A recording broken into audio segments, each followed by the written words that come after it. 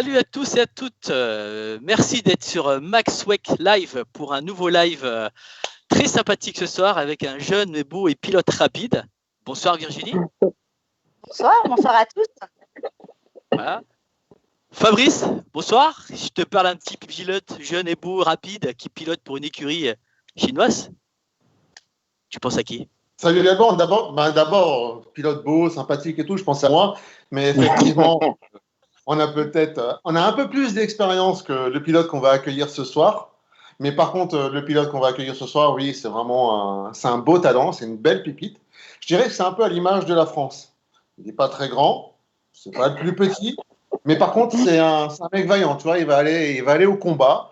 Il a un petit peu son look de D'Artagnan qui se différencie dans le paddock. Et c'est un mec voilà, qui en a quand même, qui va aller au charbon et qui va nous raconter son histoire avec un beau petit palmarès. Et je pense que à nouveau, pour ce nouveau live, ça va être une belle leçon de vie et de sport auto. Donc, bienvenue Gabriel Aubry. Bonjour tout le monde, merci beaucoup. Bon, je l'aurais pas dit, mais comme ça, tu m'as perdu. Ça marche très bien pendant 10 minutes et quand ça commence, tu vois, je casse tout. C'est moi le chat noir. Mais bonjour tout le monde. Allez, bonjour Willy au passage, notre technicien. Ouais, bien le bonsoir à tout le monde. Bon, Gabriel, question bateau, comment t'es venu ta vocation pour le sport auto? Comment t'es venu cette passion? Comment m'est venu le sport auto? Comme beaucoup de jeunes pilotes de ma génération, c'est les parents, et surtout le père, qui est peut-être encore plus fan de sport auto que je peux l'être, et qui a une expérience sur Le Mans de plus de 30 éditions, et qui, même encore aujourd'hui, arrive sur les pistes avant moi. Ah, donc ça te met la pression là. Ah ben, si tu cherches quelque chose ou si tu veux savoir ce qui s'est passé, tu demandes à mon père. Il est collé devant l'écran, il sait tout, il a tout regardé, ça fait 6 heures qu'il est là. D'accord. Un petit focus vite fait sur ta carrière. Allez, 4 stats. 118 courses, 10 victoires, 34 podiums, 8 pôles. Ça va écoute, 118 courses, oui, ça fait beaucoup. On n'a pas inclus le karting. Hein. Ouais. Après, tu as toutes les formules de promotion où tu as 3 ou 4 week-ends par week-end qui augmentent ce chiffre beaucoup.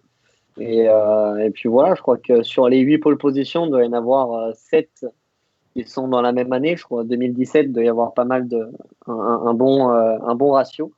Et après, tout le reste est un peu éparpillé à gauche, à droite. D'accord. Fabrice, à toi l'honneur. Écoute, Gabriel, on va d'abord parler un petit peu karting. C'est vrai que tu as quand même frappé fort parce que tu sors quand même avec de belles équipes. Un titre en KF3 avec quand même des pilotes de renom qui ont participé à ce championnat. Avec également une belle équipe qui était le MRT de Thomas et Patrice Mich. Et tu as continué à gravir les échelons dans cette période karting. Finalement, qu'est-ce que ça t'a vraiment apporté de bénéfique pour aujourd'hui? Le karting, ce qui est sûr et certain pour moi, c'est que ça a été une vraie école, que ce soit avec Thomas, avec qui j'ai partagé quand même 8 ans de ma vie sur les pistes. 3 fois par semaine, toutes les semaines, du minime jusqu'au KF3. Et il m'a vraiment donné tout ce que lui a appris dans sa carrière et a donné tout son temps pour moi. Donc ça a vraiment été très formateur. Et après, de passer à l'international, où on retrouve dans ces années 2012, 13, 14, 80% des jeunes avec qui je roule encore aujourd'hui. Donc, c'est les mêmes adversaires. On a tous grandi ensemble. On a tous grandi en Italie. On est tous passés dans les mêmes équipes. D'ailleurs, on en rigole souvent avec d'autres pilotes, même des fois un petit peu plus vieux, qu'on a eu. Toi, tu as eu ce mécanicien-là. Moi, j'ai eu celui-là. On a bossé avec lui. Et c'est les mêmes personnes qui nous ont formés au final. C'est les mêmes personnes qui nous ont marqués. Et ça a vraiment été une énorme école pour moi sur ces 6 années passées. Du coup, Est-ce tu que parles couramment italien alors Je pas parle italien, je ne sais pas écrire un mot. Ah, pas un. Parce que j'ai quitté l'école assez tôt, quitté l'école. J'ai quitté l'école traditionnelle en 2000, fin 2011, quand mon école m'a gentiment notifié qu'ils avaient plus trop envie de me voir et, et que les absences n'allaient pas trop passer. Donc j'ai fait le CNED avec ma mère, donc école à domicile avec ma mère, passé beaucoup de temps avec elle sur toutes les pistes parce qu'à 13 ans on peut pas encore voyager tout seul en Europe. Et du coup, l'italien, je l'ai appris à l'oral. Mais je suis incapable d'écrire une phrase. D'accord. Ouais, t'as été quand même dans un des plus grands teams en cartes qui est Tony Kart. Est-ce que d'avoir été dans ce team international, ça t'a donné une méthode de travail pour le passage en monoplace? Ça m'a donné une méthode de travail tout court, pas spécialement pour la monoplace. Ça m'a vraiment. Je pense que c'est une année charnière qui m'a fait comprendre que si je veux faire ce que je veux, c'est-à-dire gagner des courses,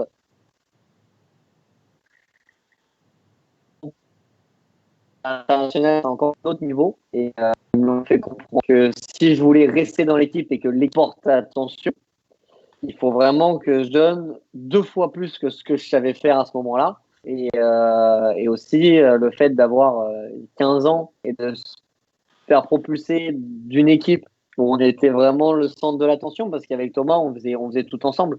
Même si j'étais chez Birel officiel, Thomas était avec moi. On bossait entre Français et on faisait un peu ce qu'on voulait. Et chez Tony Kart, je suis arrivé dans une équipe, pas à part, mais j'avais toutes mes preuves à faire avec des personnes qui parlaient ni anglais ni français, donc il faut apprendre une langue. Tu as 15 ans, tu es en Italie dans un pays que tu connais pas encore très bien. C'est sûr que ça fortifie un peu le mental. D'ailleurs, je me permets de vous couper parce que moi j'ai une petite anecdote qui me vient de Thomas Mich, justement pour toi, Gabriel, qui me dit que quand le soir ça ne marchait pas trop pour toi, aux essais ou je ne sais quoi, apparemment il nous parle Je sais ce qu'il va dire. Limoncello. Alors, je t'annonce, il m'a dit si te dispute quoi, tu m'appelles direct. Qu'est-ce que Je c'est sais exactement de quoi ça parle. C'est la technique limoncello. Oui. 3 dixièmes à limoncello et un limoncello par 3 dixièmes. D'accord. Et ça, attends, je vais te dire un truc, je pense qu'il y a très très peu de personnes qui le savent, mais à ce moment-là, j'ai 13 ans quand je suis avec lui. Ah, quand même, tu tapes dedans déjà vite. Ah ouais, non, mais c'est l'école. Hein. Et mon premier podium international à Genk, derrière David Beckman. Et troisième, c'est Parker Thompson. Mais tu vois, c'est toute cette équipe-là. Derrière, t'as Nikita Mazepin, Mick Schumacher, Alessio Lorandi. Le mardi soir, avec George Russell. Voilà, tu peux le noter parce qu'on a été coéquipés chez Birel cette année-là. On est sorti avec toute l'équipe Birel jusqu'à 1h du matin où ils m'ont ravagé. 14 ans, 2013. Et j'ai fait mon premier podium international comme ça. On s'est regardé, on a fait bon, on fait ça tous les week-ends. Bon, j'en ai pas fait beaucoup d'autres, mais oui, la technique limoncello est une vraie technique à prouver. Et le papa était au courant du limoncello? Et il a été au courant après. Ah, Après. Mais de ce soir-là, mais la technique limoncello se faisait aussi avec ma mère. C'est un truc de famille. Hein, Donc ta maman était rentrée dans ton jeu alors? on s'amusait bien parce que quand tu es en Italie, dans un hôtel tout pourri à Sarno, où tout est miteux, le soir, faut bien se réchauffer un peu. Et justement, tiens, Gabriel, dans tes années karting, est-ce qu'il y a un pilote qui t'a inspiré pour que tu puisses embrasser une belle carrière ascendante en sport auto? Il y a pas mal de pilotes que tu regardes en grandissant. Et moi, les premiers pilotes que j'ai pris vraiment en tant que modèle, c'était même avant de commencer le kart, c'était quand j'allais aux 24 heures du Mans. Mon premier 24 heures du Mans, j'avais 5 ans. Du coup, j'ai pris tous ces noms de Christensen et un Français, Loïc Duval, qui était chez Audi à l'époque où c'était les LMP1, même avant Audi, la première fois que je l'ai vu, Et attends, je pourrais partager une photo là avec mon téléphone plus tard, que personne n'a vue. Celle-là, je la garde pour plus tard, mais elle est pas mal. D'une des premières fois où j'étais aux 24 heures du Mans, et c'était dans la voiture. Il y avait Nicolas Pierre. Je me souviens de l'année avec Loïc Duval où il tape le record de la piste un tour avant de rentrer au stand avec la 908 HDI FAP chez Oreca, avec la Oreca un peu Mondrian encore. Et moi, je vois ces noms, je me dis, c'est ce que je veux faire, donc je veux faire comme eux. Donc, c'était deux pilotes fétiches, un peu, on va dire, qui t'ont développé cette envie, alors. À cette époque, tu regardes ce que les gens font, tu regardes ce que tu vois à la télé, vraiment. Donc, c'est du Loïc Duval, c'est du Tom Christensen. Et je me souviens que je passais pas mal de temps devant la télé, je passais pas mal de temps devant Motors TV, qui diffusait à l'époque tous les championnats qui coûtaient pas trop cher en retransmission télé. Donc, quand j'étais petit, je voulais faire l'American Le Mans Series pour rouler avec les Porsche RS Spider Penske jaune. Et je voulais faire de la V8 Supercar pour avoir la Holden. Holden avec écrit de McLaren, pas de Van Gisbergen, si c'était Van Gisbergen, je crois. D'accord. Après, passage en monoplace, du coup, alors. Pas des héros conventionnels. T'as tous les gosses qui te sortent. Moi, je suis fan de Senna, de Schumacher. T'as une interview pour la fédération quand j'avais 11 ans. Pilote préféré, Loïc Duval. Ok. Bon, écoute. C'est quand même, ça reste quand même une pointure, en endurance, Loïc. Une ultra pointure, mais pour un gosse de 10 ans, à chaque fois, le mec me regarde, fait t'es sûr? Je dis ouais, c'est ce qu'on veut faire plus tard. Moi, je veux faire le Mans, donc c'est comme lui que je veux être. Ok. Et quelque part, tu vas le rejoindre cette année, il me semble. Je vais le rejoindre la semaine prochaine, ouais, comme ça s'appelle, en ELMS chez Algarve. Chez Pro Algarve, donc les deux voitures Goodyear noir et blanche que je trouve très belles. Et plus tard dans l'année, dans un autre programme dont on pourra parler plus tard. Ouais. Alors du coup, Gabriel, fin du karting. Fabrice, t'enchaînes sur la monoplace? Eh ben ouais, donc du coup, comme Loïc Duval, t'intègres l'Autosport Academy, la F4. Pas trop difficile de passer de l'Onato au Mans. Je suppose que le sport-études, tu l'as pas fait du coup?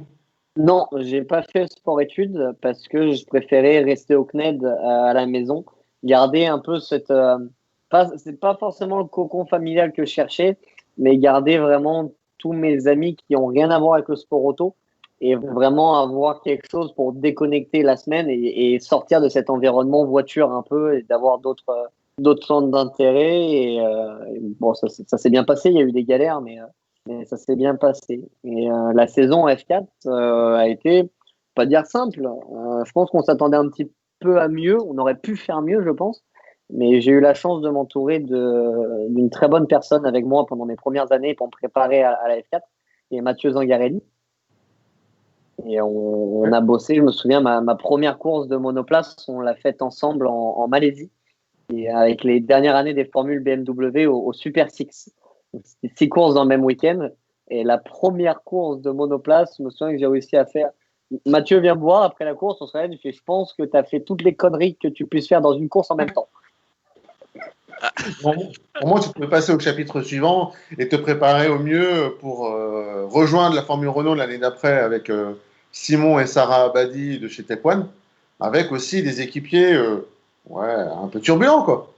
On a passé une très bonne saison et puis même très, très belle deux saisons avec Simon et Sarah, un petit peu différentes l'une de l'autre, dans le sens où la première année, on n'attendait rien de moi. Et la première course, où j'ai fait une qualification au premier meeting qui était géniale.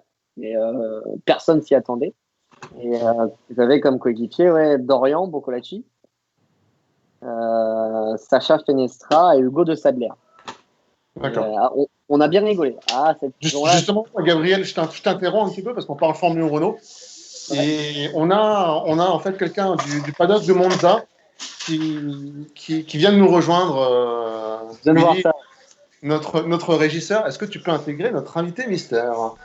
Avec sa vidéo, Je vais faut voir le ça. voir. Alors, à condition, bien évidemment, que la caméra soit activée, parce que ça, je vais le constater. Je vais regarder ça. Non, Je voilà, mets- Hey, on en parle.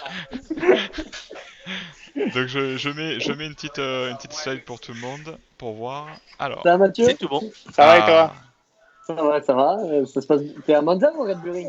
Non, ouais, j'étais au Red Bull Ring la semaine dernière et tu sais, il y a le Voilà, tout est bon. premier week-end de Formule Renault là ce week-end. Donc voilà, du coup, je jongle un peu entre la F3 et la FR. Voilà. Ok. C'est un peu le feu là tout de suite. C'est un peu le feu là tout de suite maintenant. On est en train de faire une dalle setup, on court un peu. Enfin, non, mais tout va bien, tout va bien. Ça, c'est parfait. Ça va, t'as la forme? Ouais, ça va. Écoute, je viens d'arriver à Fontenay-le-Comte là et première course la semaine prochaine. Ok. Donc ouais, je suis content, ça reprend bien et pas mal de courses qui arrivent. Ah, c'est beau, j'ai vu ton programme, ça a l'air chargé. Tu vas pas Ouais, t'ennuyer? il y a 12 courses et je me suis plaint d'être au chômage pendant 2 mois, mais là c'est bon. Ouais. Le chômage est fini. Bon, impeccable. Bonjour Mathieu. Bonjour, oui, juste- bonjour à tous. Ouais, Ouais, bonjour. justement, Gabriel nous parlait de la première course que tu l'avais pas aidé. Il paraît que tu l'as laissé se débrouiller tout seul. Ça, voilà. Ouais. Et Mais rassurez-vous, je fais pareil avec mes enfants, donc c'est moi. Et il nous a dit qu'il avançait pas. Non, alors oui, je pense qu'il doit faire référence peut-être à une course au Mans, si c'est peut-être à celle-ci à laquelle tu penses, je sais pas. J'avais pas encore parlé de celle-là. Ah, t'avais pas encore parlé de celle-là, moi c'est celle-ci que j'ai peut-être en souvenir, mais non, alors, Gabi a toujours été un pilote, performant. Il a fait une adaptation karting voiture. Comme tout le monde, en essayant de la préparer au mieux, parce que quand on arrive en monoplace et qu'on a eu l'occasion de rouler en international en karting, obligatoirement on veut se préparer pour le mieux pour pouvoir briller dès le départ, c'est important. Chose qu'il a faite. Alors peut-être pas autant que ce qu'il aurait voulu. Ça, après, c'est un autre débat. C'est quels sont nos objectifs par rapport à la prestation qu'on fournit. Mais en tout cas, il n'a pas à rougir de sa prestation, que ce soit en F4, même en Formule Renault après. Et puis de toute façon, peut-être qu'il vous en parlera pendant tout le temps que vous allez passer ensemble. Mais son orientation son envie d'orientation était clairement vers l'endurance. Je pense depuis tout petit, il a toujours été très attiré par les courses notamment du Mans, et je pense qu'aujourd'hui il s'épanouit complètement dans ce type de discipline. Et qu'est-ce que tu as repéré, Mathieu, chez Gabriel? Quels ont été ses points forts tout de suite que tu as pu déceler par rapport à ton expérience? Alors, j'ai à la fois découvert des points forts, mais aussi des faiblesses, parce que en fait, toute la richesse d'un sportif, c'est d'avoir des points forts et des faiblesses aussi. Et en général, on se renforce en faisant, en développant justement j'appelle ça des faiblesses, mais en tout cas des axes de progression. On peut y mettre le mot que l'on veut derrière. Ce qui est intéressant quand on est dans des phases de transition du karting à la monoplace, ça arrive en général sur des âges d'adolescence. Donc quand on a 14, 15 ans, 16 ans, il y a plein de choses qui se passent dans ces tranches d'âge-là. Souvenez-vous, on est un peu plus vieux que Gabi, mais quelque part on se cherche, on a besoin de trouver un peu sa voie, de s'épanouir, de sortir un peu du cocon familial, voilà. Et je pense que ce que j'ai beaucoup apprécié dans ma collaboration avec Gabi, en dehors de l'aspect performance et sportif bien sûr qui nous liait, c'est surtout de le voir évoluer, de le voir grandir et de le voir s'épanouir. Et je suis très content aujourd'hui de voir ce qu'il est devenu. C'est un chouette bonhomme et surtout il fait ce qu'il aime. Et il y a beaucoup de pilotes qui parce que ils ont l'ambition d'aller très haut, des fois ne prennent pas suffisamment de recul par rapport à leur situation personnelle et peut-être sont toujours dans l'espoir d'eux. Et moi, je trouve que Gabi, il a eu la force et l'intelligence de s'orienter vers quelque chose qui le passionnait depuis tout petit. Et je trouve ça super et je suis très content qu'il soit où il est aujourd'hui. D'accord. Et tiens, Mathieu, pendant qu'on t'a sur nos ondes, quelle est ton actualité à toi aujourd'hui alors? Moi, je travaille donc depuis maintenant on va dire presque 3 ans avec ART Grand Prix. Donc J'ai commencé à intervenir pour ART Grand Prix alors que je continuais toujours à travailler avec des pilotes. Donc Gabriel faisait partie principalement des 3 pilotes avec lesquels j'ai travaillé. Gabriel, Antoine Hubert et Pierre Gasly. C'est les 3 pilotes vraiment français avec qui j'ai collaboré pendant longtemps. Et en fait, voilà, mon intégration chez ART s'est faite au moment où Antoine roulait à l'époque en GP3 chez ART. Et voilà, ce rapprochement s'est fait. On se connaît avec Sébastien Philippe, qui est le président d'ART Grand Prix, et Frédéric Vasseur, bien sûr, mais depuis de nombreuses années. Et ils m'ont demandé si le projet m'intéressait de les rejoindre. J'ai dit oui. Et aujourd'hui, c'est 100% de mon temps, voire 120. Et voilà, et je m'épanouis complètement. J'ai un rôle aujourd'hui de directeur sportif, donc on va dire que j'ai une vision globale des 4 programmes sportifs que l'on a sur 2020. Je travaille bien sûr en collaboration avec à la fois Sébastien et puis Frédéric Guyot, qui est notre directeur technique. Et voilà, et donc là, je navigue un peu en ce moment post-confinement avec les programmes qui se sont intensifiés entre F3, Formule Renault, la F2, enfin F2, F3 qui sont Red Bull Ring, la Formule Renault, et puis on a un programme de DTM aussi cette année avec BMW et Robert Kubica. Et là, toi, tu vas chapeauter quel programme? Alors là, en l'occurrence, tout de suite à Monza, je suis sur la Formule Renault. C'est le premier meeting de l'année pour cette catégorie. On a 3 pilotes, dont un Français, Victor Martins, qui est accompagné de Grégoire Saucy et Paul Aron. Et donc, je vais passer beaucoup de temps sur la Formule Renault. Je vais aussi passer beaucoup de temps sur les week-ends F2, F3, particulièrement sur la Formule 3. Voilà, où là, on a 3 pilotes qui sont Sébastien Fernandez, un autre pilote français, Théo Pourchère, et Alexander Smolia. Voilà. D'accord. Ouais. Et en plus, vous avez fait un bon chrono aujourd'hui, Mathieu, avec Victor. Alors, en l'occurrence, c'était hier, parce qu'aujourd'hui, c'était une journée de révision, mais effectivement, on a fait deux journées de tests collectifs à Monza, et ça s'est très bien conclu. Après, c'est des journées de tests, donc on navigue, on va pas dire qu'on jardine, mais parfois on pourrait presque dire qu'on jardine, mais on navigue, on cherche encore, on a les voitures depuis, on a décidé de s'engager dans cette catégorie Formule Renault au mois de septembre-octobre 2019. On a fait pas mal de tests hivernaux, ça a été assez bénéfique bien sûr, préparation de l'année, puis après le confinement a quand même un petit peu tout arrêté. Mais on a encore des choses à découvrir sur cette auto, mais pour l'instant ça se passe très bien. Victor est un super leader pour l'équipe, et puis on a deux chouettes profils aussi à ses côtés, donc on espère faire une belle année tous ensemble. Ouais. Alors, moi j'ai une petite question, Mathieu, une petite question. Oui. Allô, vous m'entendez? J'ai une petite question de Thomas Mététal. Ouais, je pose les questions. Et en fait, il voudrait savoir, Mathieu, si tu es tous déjà, bonjour Thomas. ça nous rajeunit pas, Thomas. Gabriel, on revient, je te rassure. Moi, je suis bien, j'écoute. Donc, voilà. Et j'ai pas entendu la question. J'ai pas entendu la question de Thomas pour le coup. Voilà. En fait, Thomas voudrait savoir si dans tes locaux, tu es toujours chez ART à Villeneuve-la-Gaillarde. Oui, tout à fait. Ouais. Les locaux d'ART pour l'instant n'ont pas changé. Moi, j'habite en région parisienne également, comme tous les salariés de l'entreprise. Et voilà, mais les locaux, n'ont pas changé. Ils ont certainement évolué depuis les années où Thomas peut-être a connu ses ateliers. Mais sur le principe, on est pour l'instant toujours là-bas. D'accord. Allez, Mathieu, on te libère. Est-ce que tu peux nous donner 2 qualités que possède Gabriel? Comment tu le décrirais? Alors déjà, faut pas que je me gourre parce que sinon il va m'en vouloir. Faut que je trouve les mots justes.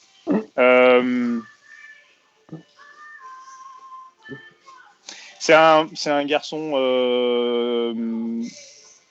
très sensible. Je le mettrais sous une forme de qualité. Des fois, on peut voir les côtés négatifs d'un profil sensible, mais moi j'aime beaucoup travailler avec ces profils-là. Et c'est un garçon qui est aussi extrêmement persévérant. Voilà. Il y en a peut-être pas beaucoup qui ont forcément cette vision-là de Gabi, et c'est aussi ce qui fait sa force. Voilà. Il a du talent, il a de l'envie, il a de la passion, mais c'est aussi ça qui lui permet aujourd'hui d'être où il est et d'avoir du crédit dans ce qu'il fait. D'accord. Bah écoute, merci bien Mathieu, merci de nous avoir accordé de ton temps. Gabriel, gentil, si tu veux donner un mot à Mathieu. Ouais, ça m'a fait plaisir de te voir. Ça fait longtemps qu'on s'est pas eu au téléphone, mais j'ai eu Richard il y a pas longtemps. Avec ton père, on s'envoie toujours quelques messages de temps en temps. Ouais, si on arrive à se croiser un jour entre les 18 programmes qu'on fait. On essaye, sans Ce problème. serait cool. Avec plaisir. Avec plaisir. En tout cas, bon courage Salut, à toi. Fais une belle saison. Je suivrai ça de près, bien sûr. Et surtout, prends du plaisir. C'est le plus important.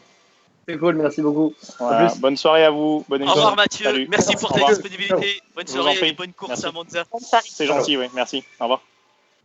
Au revoir. Bon Gabriel, excuse-nous, hein, c'était un petit invité mystère. On va te faire une petite surprise pour te dire.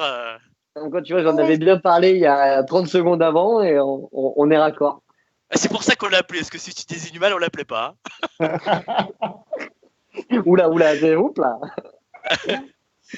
Bon, t'as vu, c'était il a rien lâché. Hein. Il n'a pas lâché de limoncello, il nous a pas lâché de scoop. Hein. Donc, Non, il couvre bien, je m'inquiète pas. Par contre, il nous a lâché quand même Le Mans. Qu'est-ce qui est arrivé au Mans? C'est ouf. Oula. Ah si, sérieux, je m'en rappelle. J'essaie d'oublier, mais je m'en rappelle. Course de F4 sous la pluie. Je fais un meeting à l'Ednon, le premier meeting correct. Je ne sais pas ce qui s'est passé ce week-end. Première qualif, je crois que je prends 2 secondes 8. 2 secondes 8, mais cadeau. Hein. Et tout le week-end, je n'ai pas réussi à faire plus proche d'une seconde de la tête. Mais j'ai fait 18e, 19e et 17e. Hein. Pas marqué un point du week-end. Et, Pas comment, glorieux, celle-là. et comment on en ressort d'un week-end comme ça? On en ressort mal. Je pense que c'est là où il en vient un peu sur le côté sensible et les points faibles qu'il a pu relever pendant nos 2 ans. On a eu 2 saisons comme ça un petit peu avec des hauts et des bas que sont F4 ou en 2016 en Formule Renault.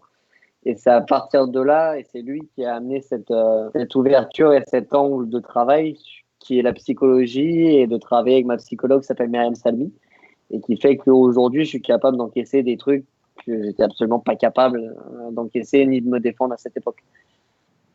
C'est important le rôle d'avoir un psychologue en commençant une carrière en sport auto tout de suite?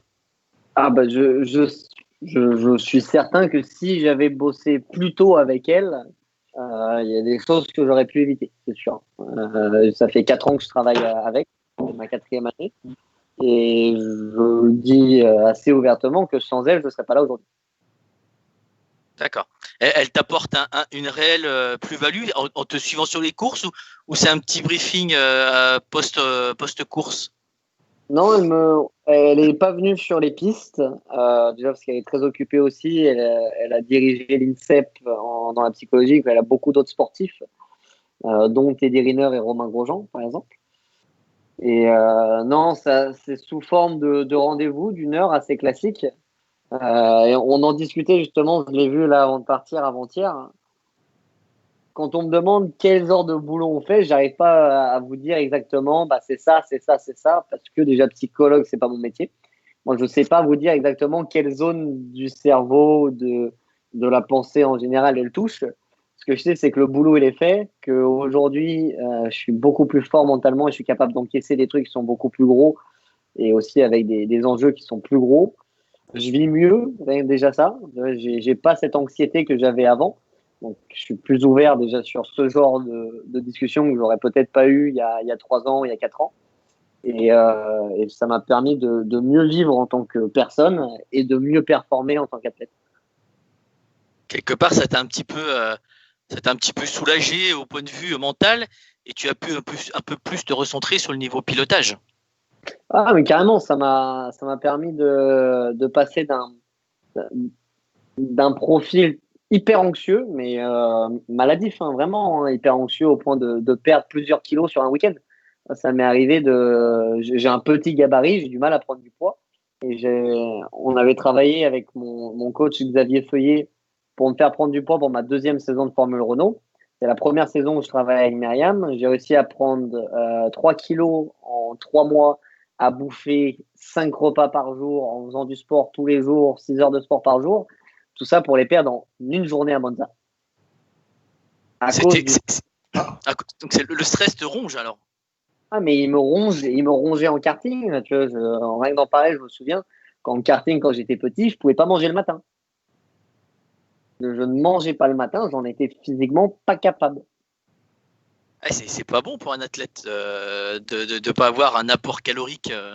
Ah non, et puis surtout, t'enlèves un apport calorique, tu uses de l'énergie parce que tout le temps que tu passes à imaginer des scénarios catastrophes et à te dire, ah bah là j'imagine ça, donc, du coup je vais réagir comme ça, alors que c'est même pas arrivé. Et même des fois, c'est des scénarios qui deviennent même plus plausibles dans ta réflexion. Tu perds de l'énergie à ça, et l'énergie et la concentration que tu lui donnes n'est pas sur qu'est-ce qui se passe maintenant à ce moment-là et sur lequel toi tu as un impact réel. Et malgré tout, tu arrivais à performer. Malgré une part de déficience, tu arrivais quand même à. Performer, mais pas tous les week-ends, tu vois, tu as des qualifications où ça va être top. Et c'est un peu le cas où quand toutes les étoiles sont alignées, ouais, ça va le faire. Mais pour moi, c'est là où tu vois un vrai pilote, et surtout en endurance, c'est quand il n'y a plus rien qui va, eh ben, il y en a encore un qui tient debout.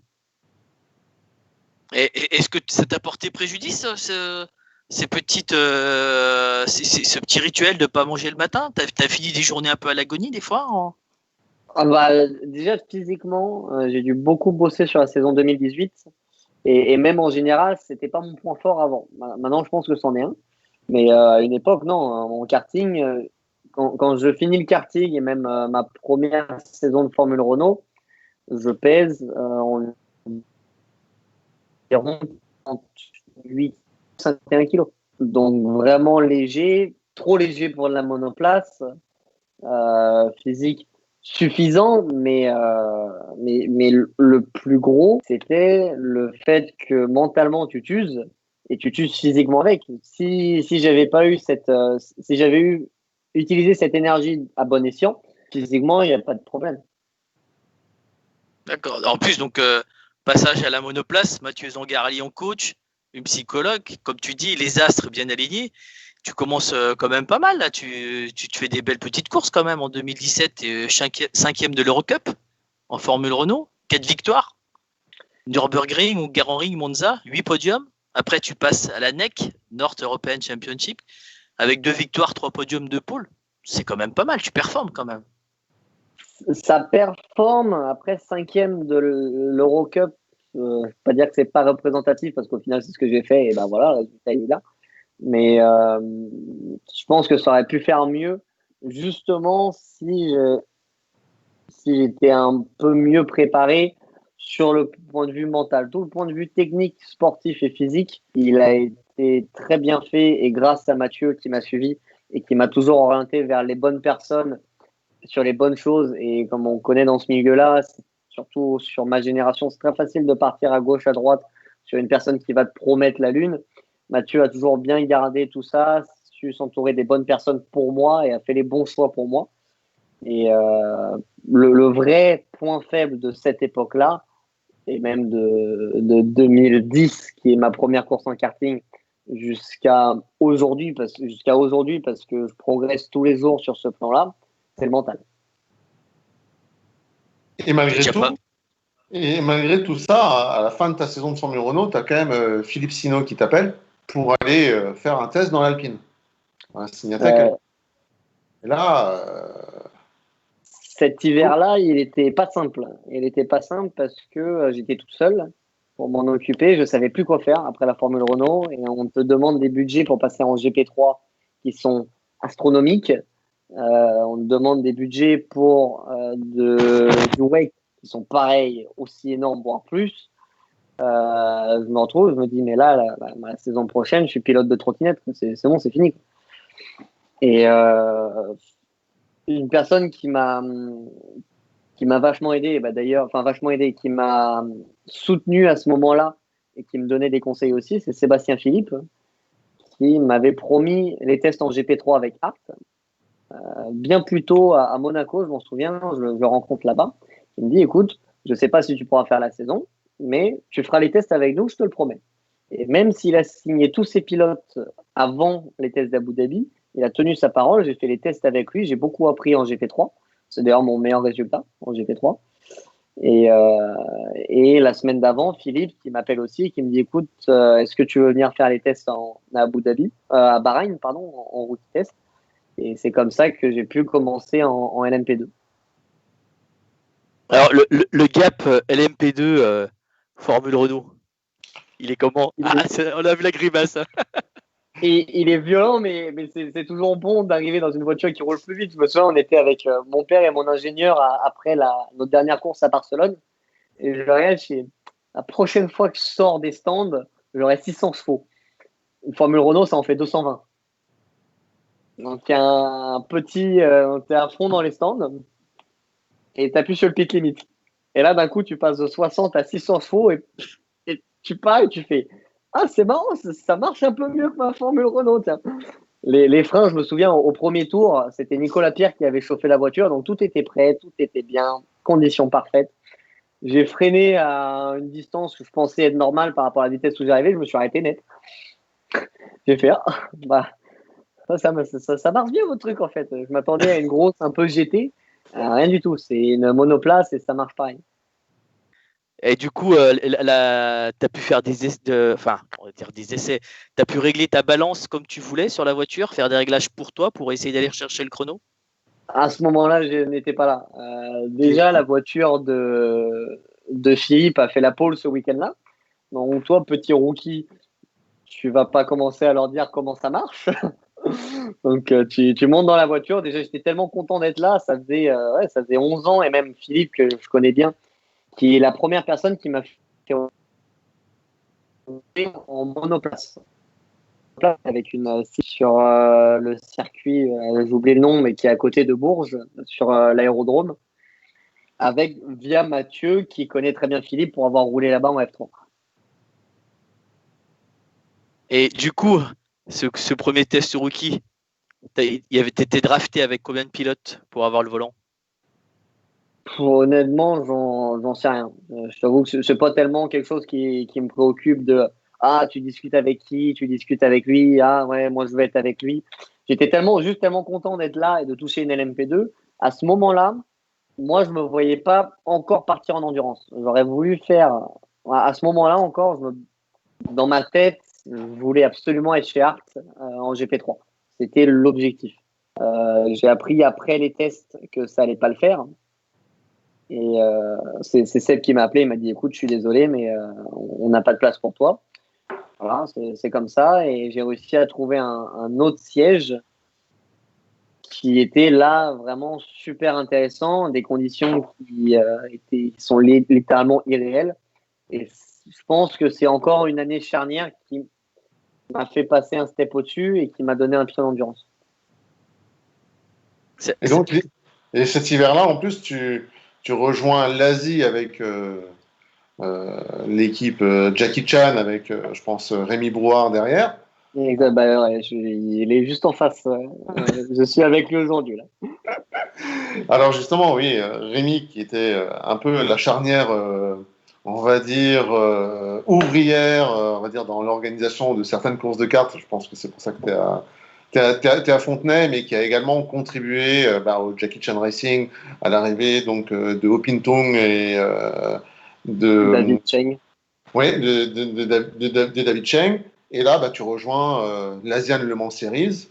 Et je dirais, tu pars sur la continuité de ton rookie test. Et là, quand même, c'était pas mal, quoi.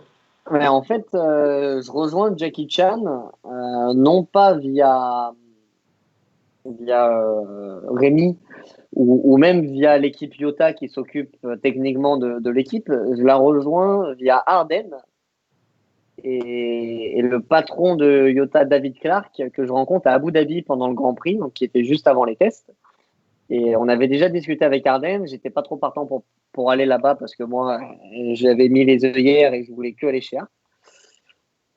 Et il me rencontre, on discute, il voit ma passion pour Le Mans et il me propose rien. Une semaine après les tests, il me rappelle, il me dit écoute, on a une proposition à te faire, on aimerait te voir en Angleterre.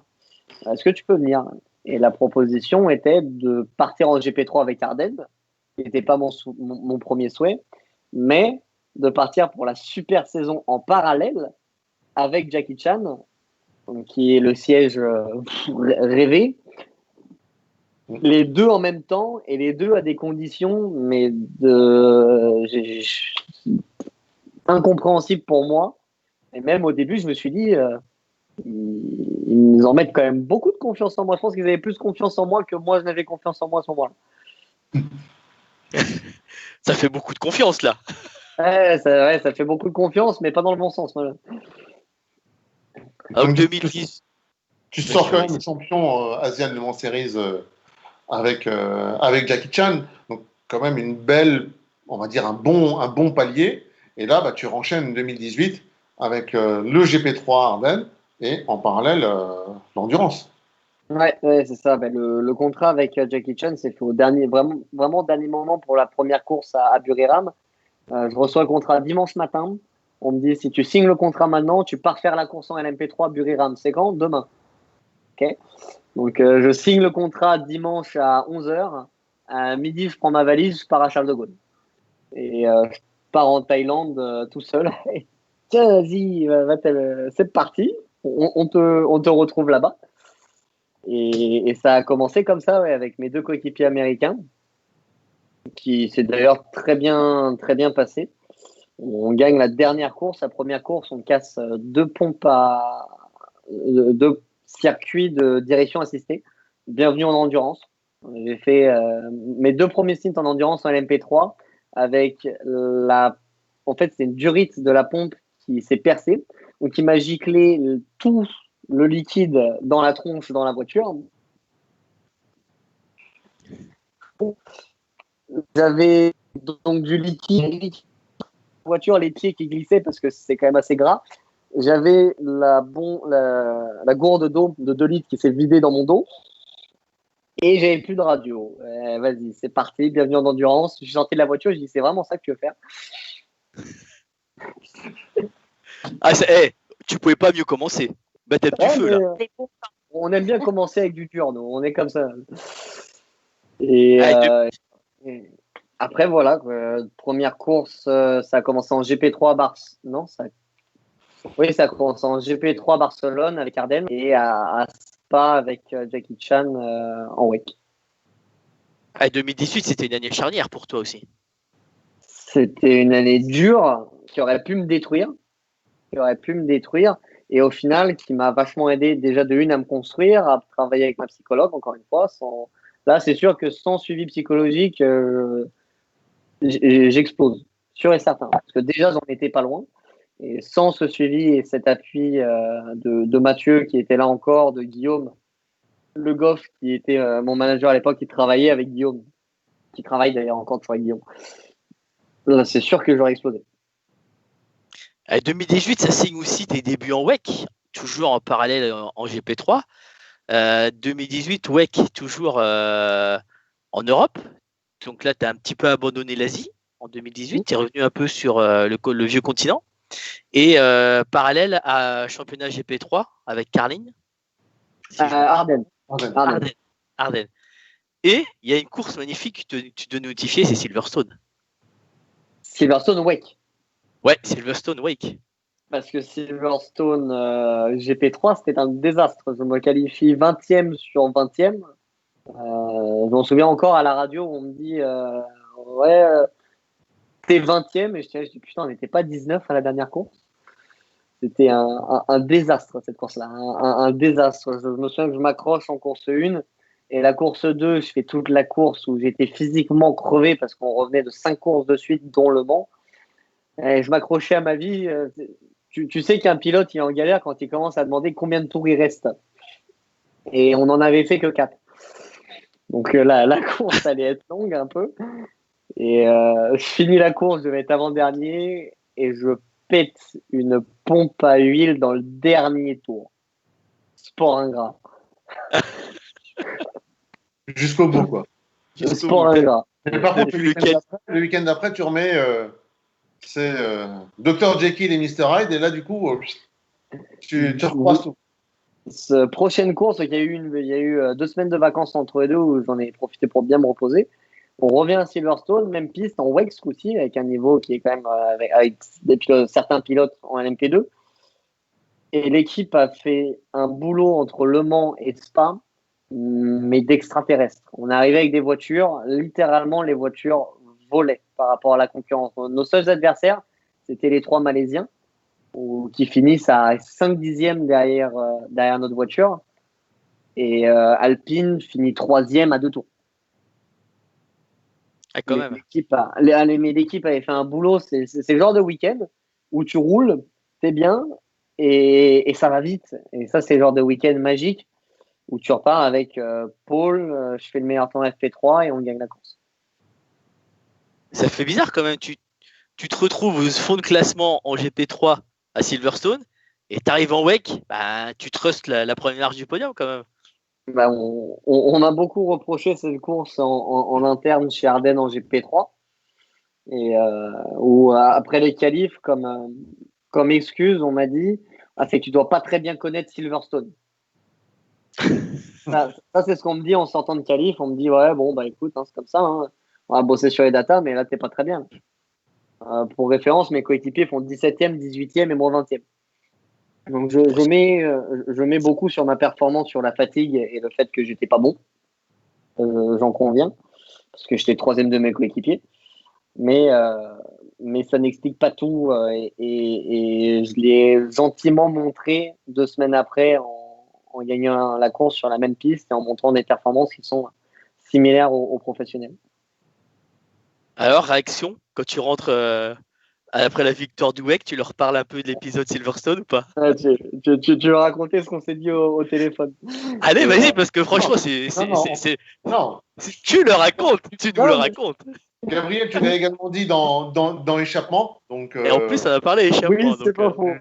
C'est pas faux, non, mais j'ai pas de problème à le dire parce que déjà. Non, et puis même, c'est tout à ton honneur. Attends. Et donc après la course de Silverstone WEC, j'étais attendu au simulateur de chez Ardennes qui est une demi-heure plus loin à Banbury, exactement, là où il y a ProDrive. Et j'avais encore ma coupe de Silverstone qui est énorme, c'est la plus grosse coupe que j'ai. J'arrive lundi matin, 8h30 à l'atelier. On commence toujours par un meeting de la dernière course et de ce qui se prépare pour la prochaine. Et j'arrive avec la coupe. Je la prends volontairement de l'hôtel. Je prends la coupe avec moi au simulateur. Je la pose sur la table. Je dis, avant de commencer, si quelqu'un veut m'apprendre comment conduire à Silverstone, qui parle maintenant.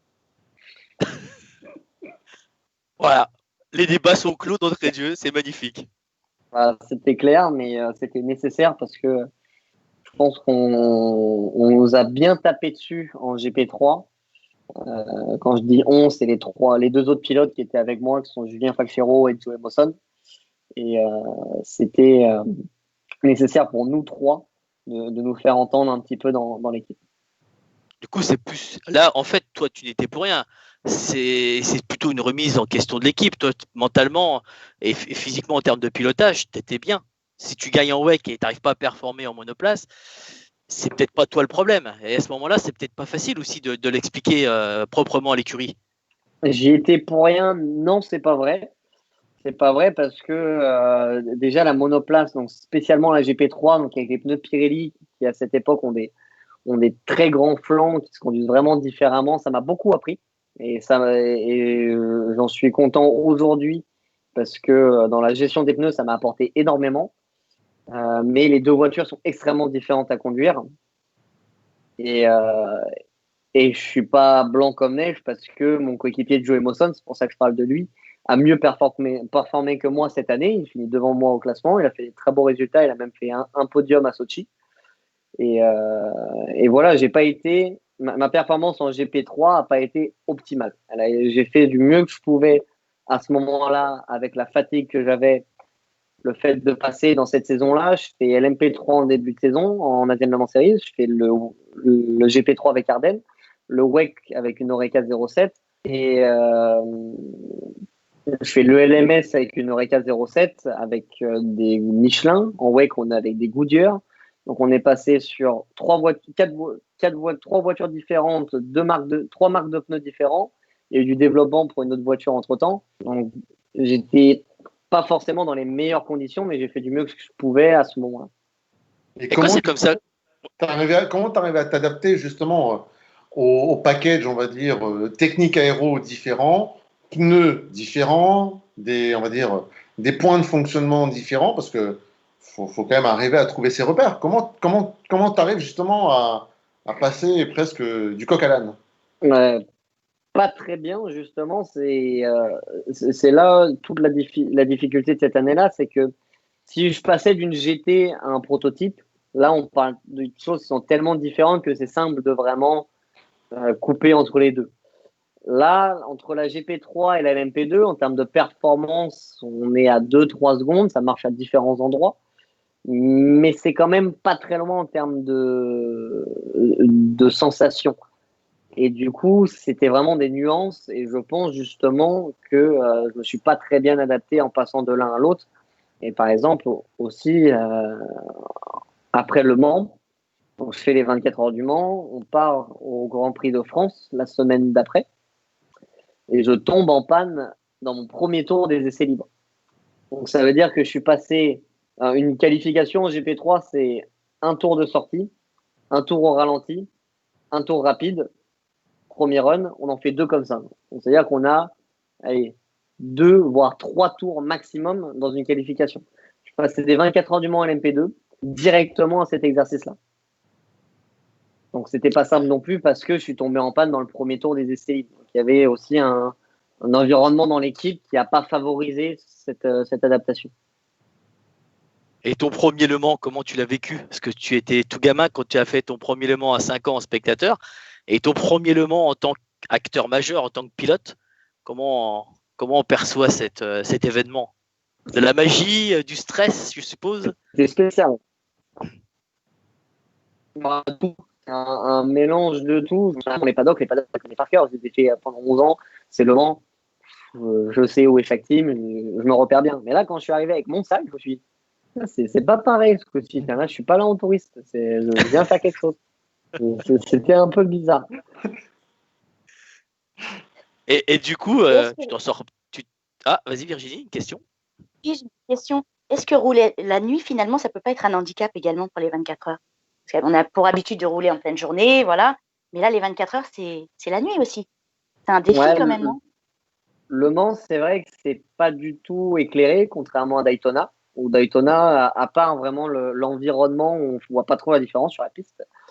Le Mans, quand on arrive avant Indianapolis, il n'y a pas un pet de lumière là-bas. Et les premiers tours, je me souviens que c'était de nuit, ma première séance de nuit, c'était la catastrophe. J'étais perdu, je me suis rendu compte pour la première fois, après toutes ces années de roulage, que tous mes repères visuels étaient au sol. C'est-à-dire que je freine par rapport à des traces qui sont au sol, par rapport à des lignes blanches au sol. La nuit, on voit pas le sol. Hey, alors, c'était quoi tes repères? Le premier freinage, quand je suis arrivé dans la chicane des Hunaudières, pas freiné. Je suis arrivé et je dis putain, mais je freinais où ce matin? Parce que je voyais plus le sol. Et en fait, je me suis rendu compte à ce moment-là que je regardais pas les panneaux, je regardais pas les murs. Je regardais ce qui se passait vraiment à côté des roues. Ouais, parce qu'en plus, la nuit, tu as aussi les GT à gérer, le trafic des GT. Ça doit pas être évident, un peu l'ambiance. Ouais. Tu as tout à gérer. Tu as des trucs qui clignotent sur ton volant, tu as des gens qui te parlent.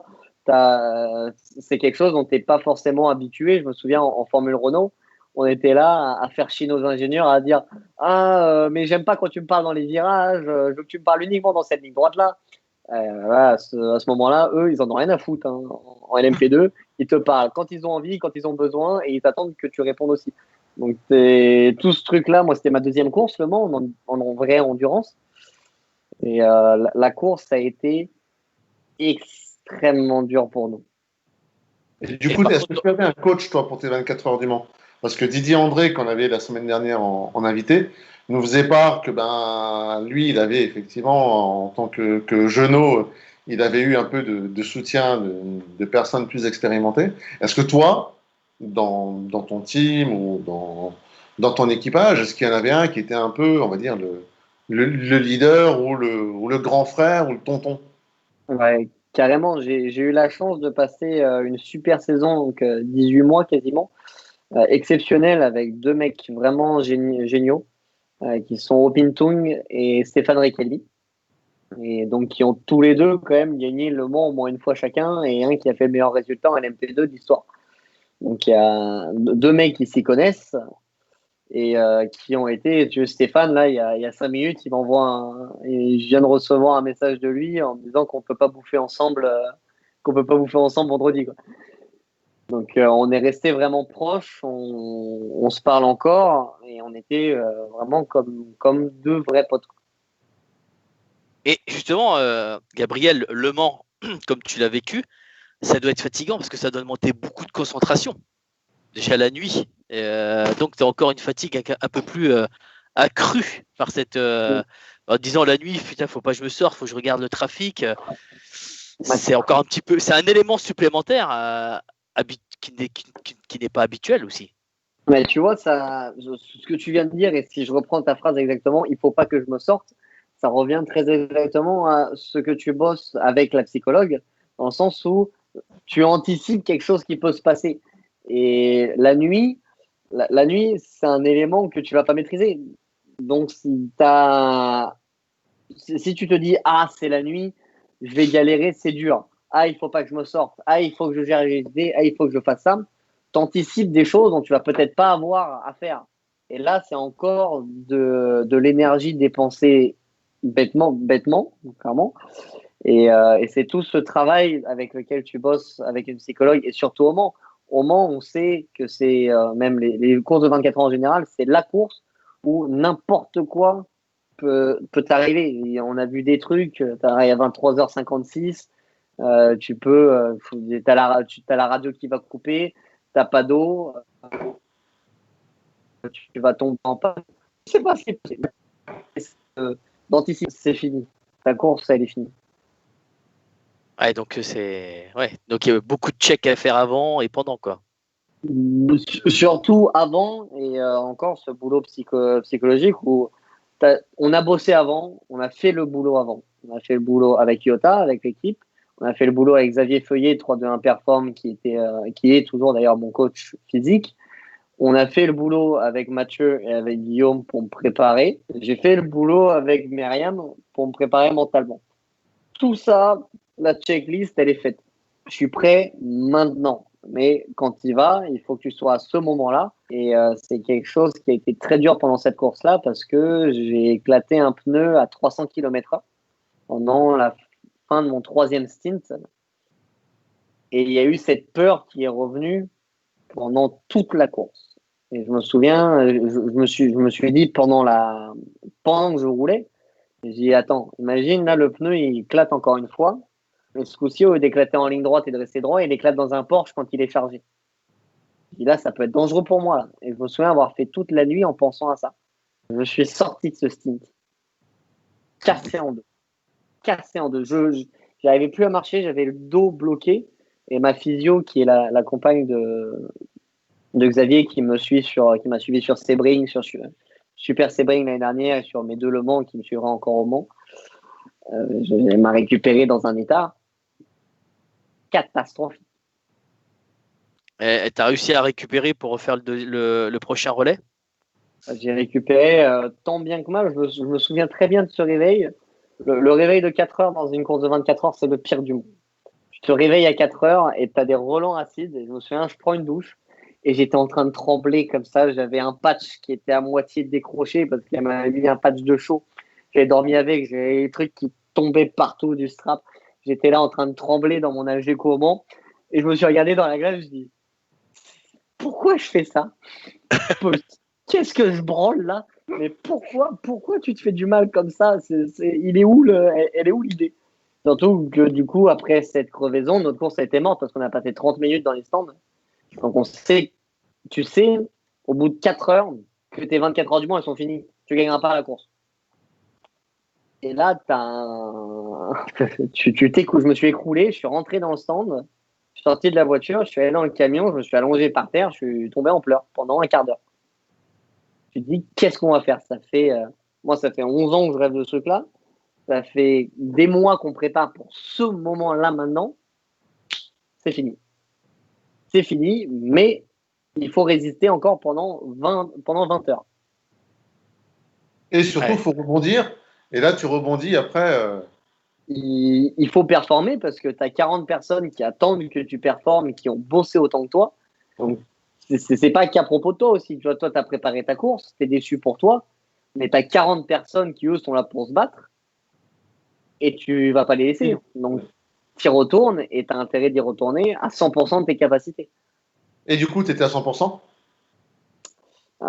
J'étais à 100% de ce que je savais faire à ce moment-là, qui n'est pas ce que j'ai appris à faire pendant un an, ne serait-ce que mentalement. J'en ai pris d'autres gros coups dans la tronche pendant l'année. Et l'année d'après au Mans, et même encore ma dernière course de 24 heures à Daytona, était encore à chaque fois différente. Et du coup, la comparaison, on va dire, de course à l'européenne et de course à l'américaine avec Daytona, Sebring, cette ambiance, comment se passe après ton exil chez les Ricains? Parce que là, du coup, tu rechanges on va dire, de pratique du sport auto, c'est d'autres fans, des circuits avec voilà, plus les mêmes repères. D'autres méthodologies, je pense aussi, hein, parce que ça doit, enfin, ça peut également perturber, quoi. La chance que j'ai eue, c'est que déjà, je suis parti sur une Oreca LMP2 là-bas, Oreca 07, donc qui est de la même voiture. Donc, je connais l'environnement. Voilà, je connais pas l'équipe, je connais pas les pistes, mais c'est ma voiture, je sais comment elle réagit et j'en ai pas peur.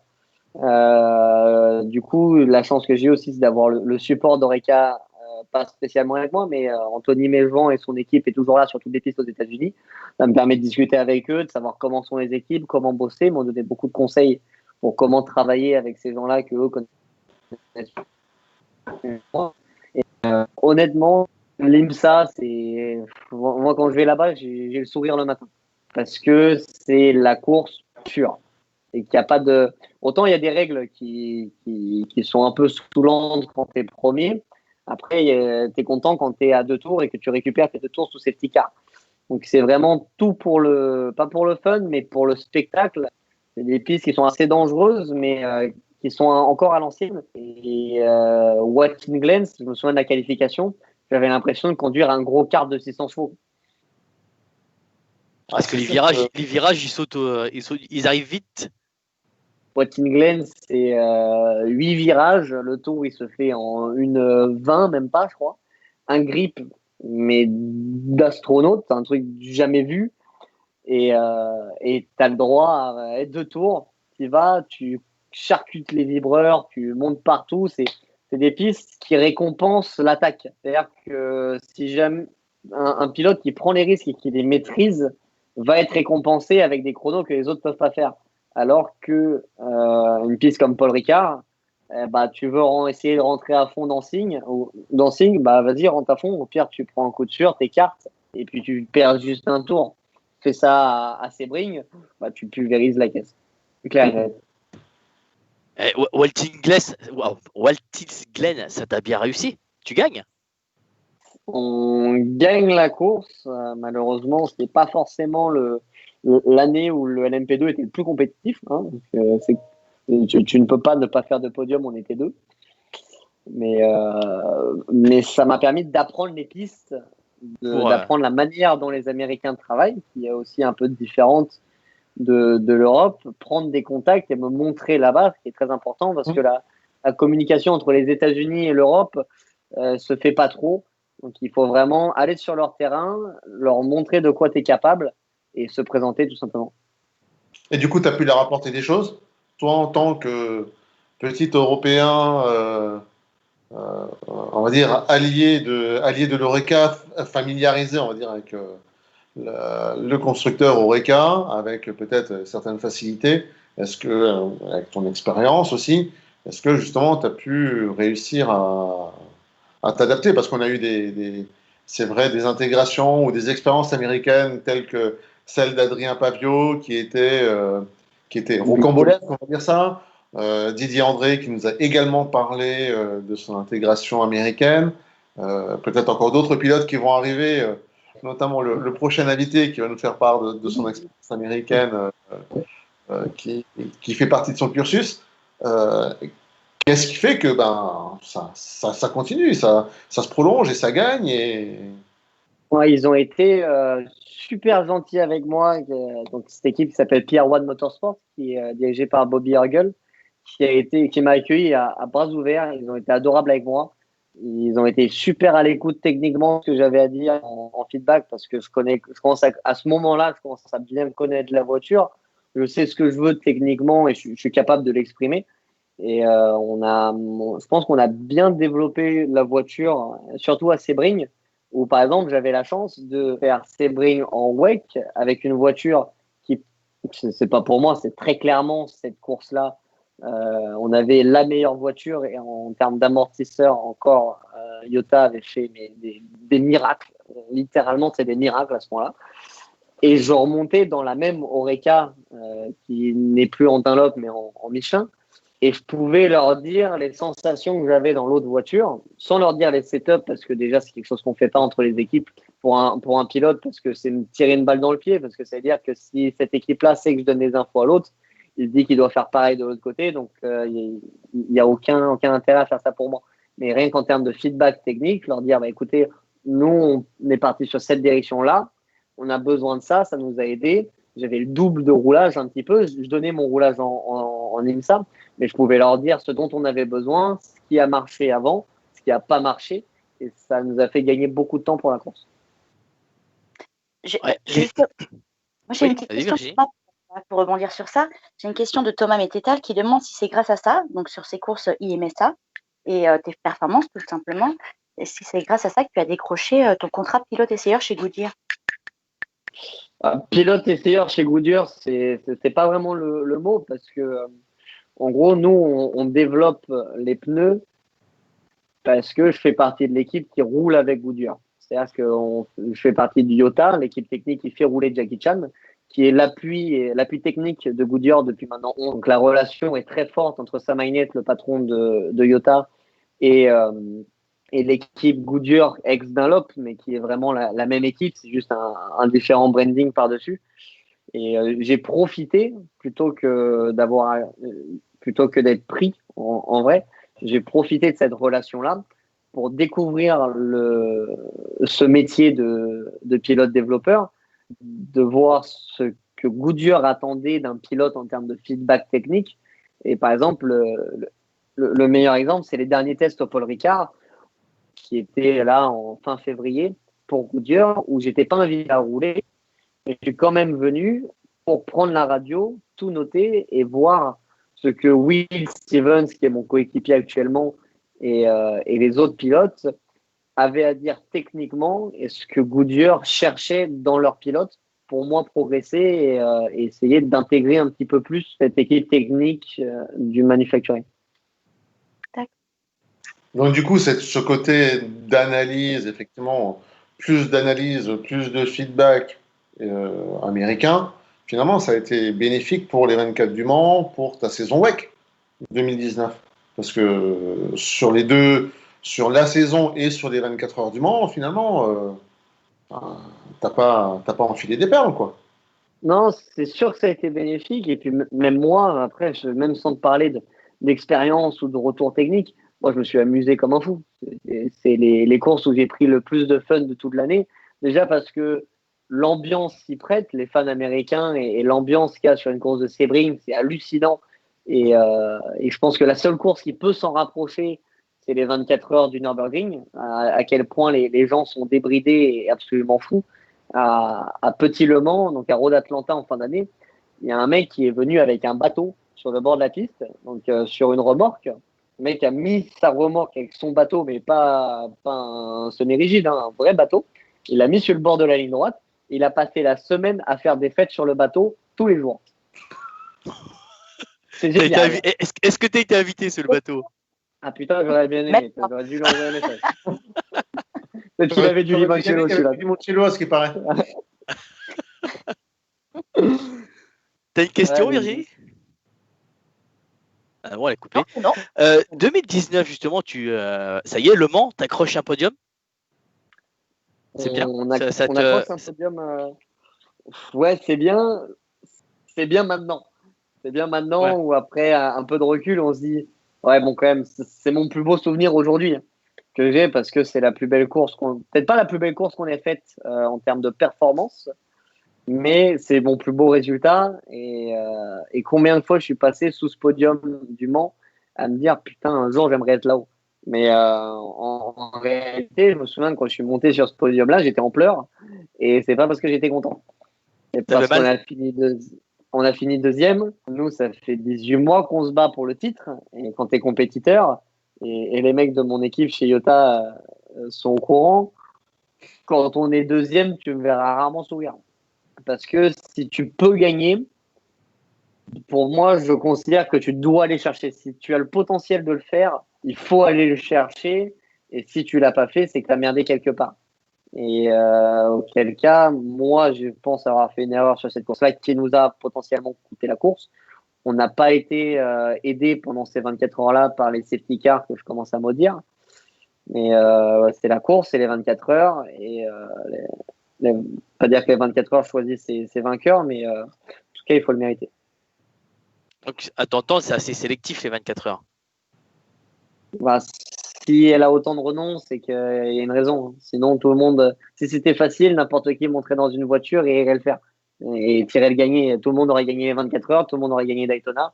Et s'il y a une raison pour laquelle il y a si peu de personnes qui l'ont fait et autant de personnes qui l'ont gagné plusieurs fois, c'est parce que ces mecs-là ont un vrai talent, sont des bosseurs et qu'ils ont mérité d'être là. Et du coup, tu finis deuxième du championnat WEC aussi, c'est quand même une belle surprise. Enfin, pas une belle surprise, mais c'est un beau cadeau. Tu finis vice-champion WEC pour ta deuxième saison, c'est pas mal. Donc, 2020, première saison complète. Première super saison. Ouais.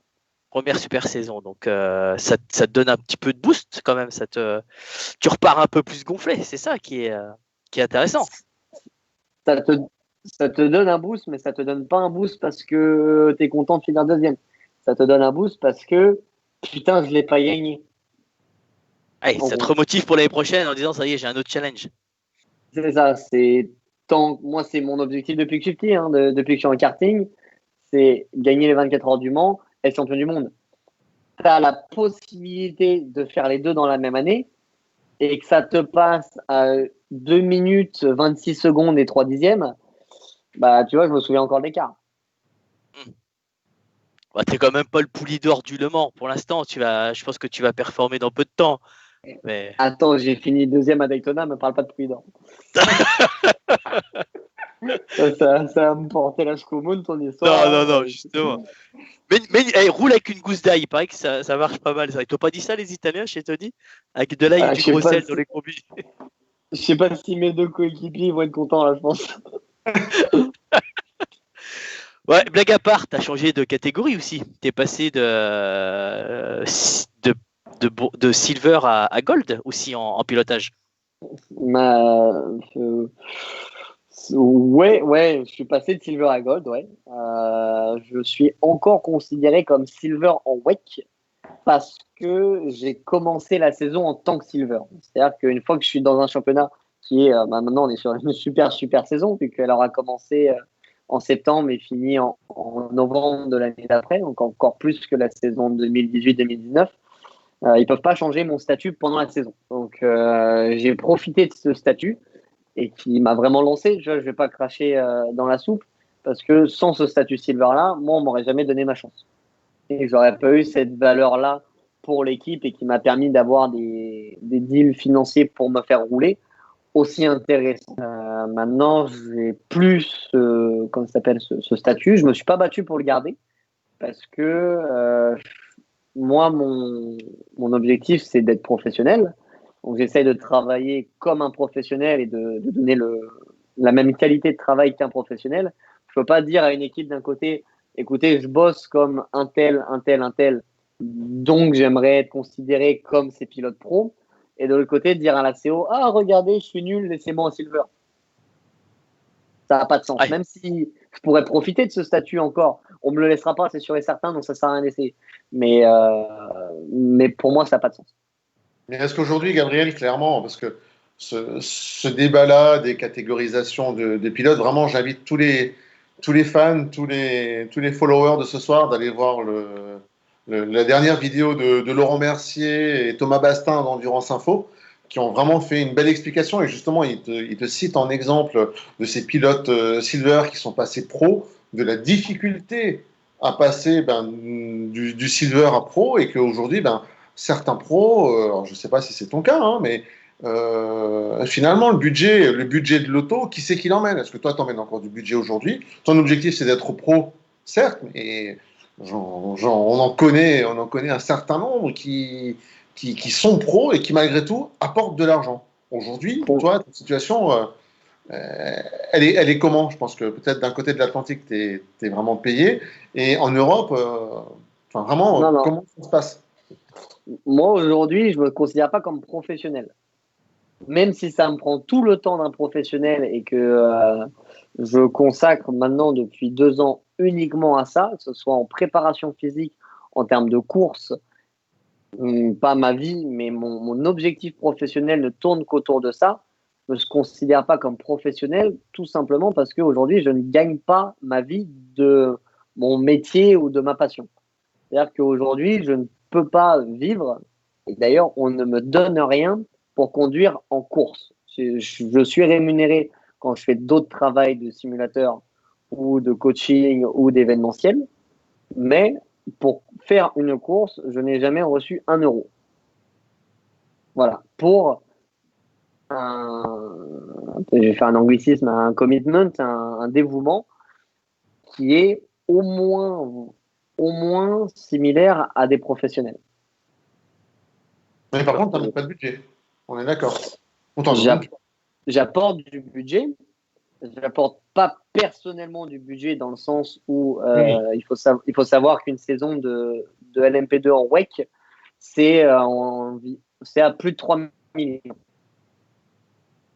La saison pure, une saison en ELMS, allez, je crois que ça doit être aux alentours de 1 million, ouais, peut-être un petit peu moins, 800 000 euros, je pense, la saison. L'IMSA, j'en sais rien.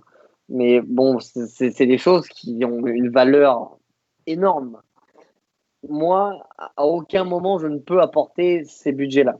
J'ai la chance, d'avoir des sponsors qui me suivent depuis très longtemps, depuis le karting, Van Merstheim, Intersig et MEP, les armatures aussi, qui m'ont permis d'évoluer dans ces catégories et d'avoir l'aide suffisante parce qu'en monoplace, il n'y a aucun cadeau.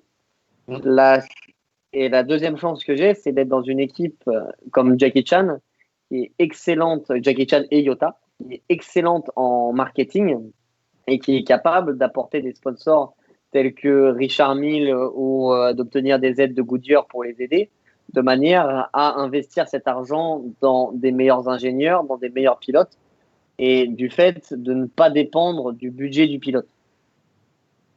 Et ça, c'est sans Yota, et sans Sam Hignett et sans David Cheng, à 100%, je ne serais pas là aujourd'hui. D'accord. Et est-ce que tu as également, tu as cité le nom d'Oreca un certain nombre de fois. Effectivement, Oreca, qui est un très grand constructeur français, on va dire peut-être même le plus grand constructeur des nouvelles bases techniques LMP2.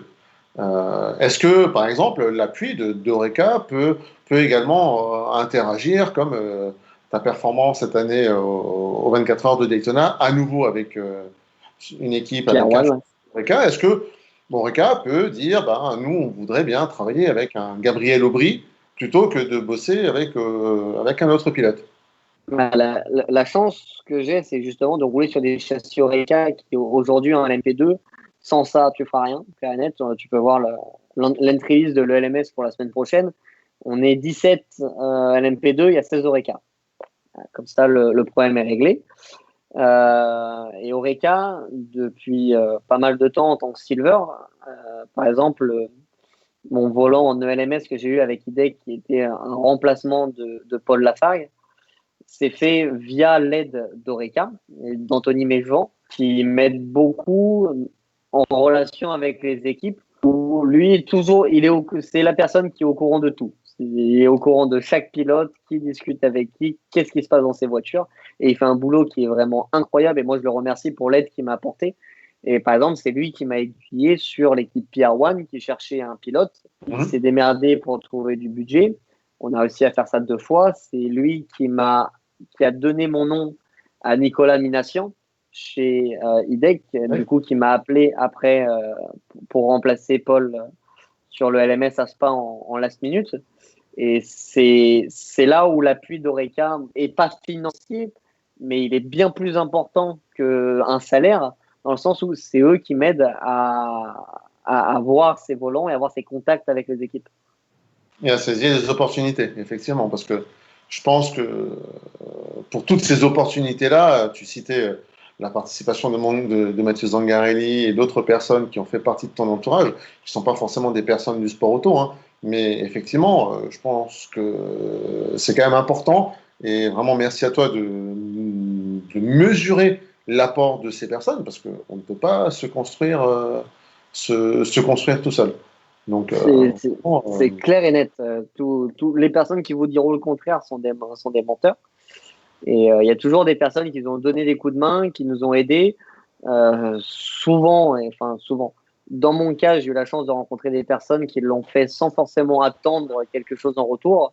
Et c'est le cas avec pas mal de personnes. Et Oreca aujourd'hui, l'aide qu'ils m'ont fournie qui est gracieuse, parce que moi, ce que je leur apporte, c'est mon travail. Et je suis très content de leur apporter mon travail, mais ils gagnent rien financièrement. Moi, je leur apporte rien. Et cette aide-là, elle est bien plus précieuse que n'importe quel salaire, et tu peux pas monétariser ça. Est-ce que le produit Gabriel Aubry se vend bien? Parce que tu as la casquette pilote, mais aussi tu dois te vendre. Bah, écoute, le produit, je sais pas ce que tu appelles le produit, en tout cas le pilote, package, le package. Le package humain pilote a l'air de bien se vendre, parce que je vais participer à quasiment toutes les courses qui existent en prototype en ce moment. Donc le LMS avec toujours avec et c'est dans une catégorie supérieure encore, malheureusement plus avec un châssis Oreca, mais je serai présent au moins sur 2 des plus belles courses. J'aurais été présent du coup sur 3 des plus belles courses en Amérique du Nord. Ah, là, tu nous as dévoilé un petit peu ton programme 2020. Donc, tu vois, il a anticipé la question en lui demandant Gabriel, que fais-tu en 2020? On a entendu que tu avais 18 courses. Donc, 12. 18, je me rajoute pas des week-ends. Il y a peut-être une de plus qui se prépare. Rémi, si tu m'entends, tu sais quoi faire. Mais, ouais, donc ça a été annoncé grossièrement dans Échappement, et ça s'est pas très bien fait, mais le papier était très sympa. Et c'est moi qui ai un peu merdé avec le press release que j'ai pas trop fait. Mais je l'ai donc roulé en DPI avec l'équipe JDC Miller pour les 3 dernières courses du championnat, donc qui sont Mid-Ohio après Le Mans, et les 2 courses d'endurance de Petit Le Mans à Road Atlanta et Sebring les 12 heures. En WeatherTech, c'est ça, en IMSA WeatherTech. Et IMSA, ouais, donc le WeatherTech qui est le plus gros championnat qui existe en Amérique du Nord, qui est ex-ALMS. Donc le championnat où roule Loïc avec cette équipe-là, mais dans l'autre voiture, donc JDC Miller, sponsorisé par Mustang Sampling, avec Sébastien Bourdet et Joao Barbosa, et il y a les Penske, les Mazda. Donc pour moi aujourd'hui, le DPI, le DPI et le LMP2, sûrement en ELMS et en WEC, sont les 2 plus grosses catégories en endurance aujourd'hui. Alors, c'est pour toi en 2020, tu vas prioriser quel événement? Tu vas tout mettre sur Le Mans? Toujours comme d'habitude? Aucune, parce que je prends toutes les courses avec le même sérieux et la même application, et chaque course, si le matériel le permet, il ne faut pas être irréaliste, mais je pense qu'il va le permettre sur ces courses-là, me permet de gagner. Donc le but sur chaque course est de gagner. C'est pas, et vu que le but c'était de gagner depuis 2 ans, ça n'a pas été le cas tous les week-ends, hein, mais on travaille toujours dans cette optique-là, et si jamais ça le fait pas, on travaille pour ça. Mais toutes les courses, que ce soit le LMS, le WEC ou le DPI, avec des courses différentes ou des coéquipiers différents, sont appréhendées de la même manière, avec le même sérieux et le même objectif. Mais du coup, comment tu t'es préparé à tout ça? Toutes les disciplines, ça va à nouveau être des règlements différents, des pneus différents. Enfin, il y a quand même une adaptation à nouveau. Tu vas à nouveau jongler, tu vas à nouveau faire un peu l'équilibriste. Hormis le mental, mais je veux dire, c'est à nouveau à chaque fois des techniques et des équipes différentes. Il y a une inconnue dans cette préparation qui est la DPI, donc qui sera la Cadillac. Les Michelin, je les connais parce que c'est les mêmes pneus qui roulent en LMP2. Donc, ils sont des pneus franchement très, pas dire simples, mais faciles d'utilisation et qui pardonnent beaucoup. Donc ça, c'est un plus et c'est quelque chose en moins à apprendre, on va dire. Après, il y a la Cadillac qui est conduite à droite. Après, au final, ça reste un prototype, ça reste un volant de pédale, 4 roues. Bon, il n'y a rien d'insurmontable dans l'apprentissage. Maintenant, les deux gros axes de travail sont principalement le physique.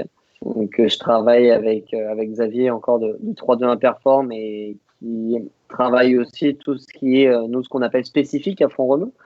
Donc, il y a tous les travaux d'attention, de coordination, d'adresse, qui, quand on le fait, on peut se dire, quand on ne connaît pas, quel est le rapport entre jongler avec des balles en se remémorant des chiffres qu'on nous a dit dans un désordre et les remettre dans l'ordre, à ce que je fais dans la voiture. Et c'est là où Xavier a une énorme expertise et beaucoup de connaissances dans le sport auto, parce qu'il a suivi le sport auto depuis de nombreuses années. C'est son cœur de métier. Il ne prépare que des athlètes, que des pilotes. Et tu t'en rends compte quand tu es vraiment en galère au milieu d'une course où tu n'as plus de radio. Il faut que tu essayes de tripoter ta radio parce que tu as un problème avec ça. À Sebring, on m'a donné une radio main dans la voiture. En fait, la radio à ne marche l'ancienne, plus. à l'ancienne. Et en fait, je rentre dans la voiture et je commence à entendre le bouton pour parler de ma voiture qui est resté enfoncé.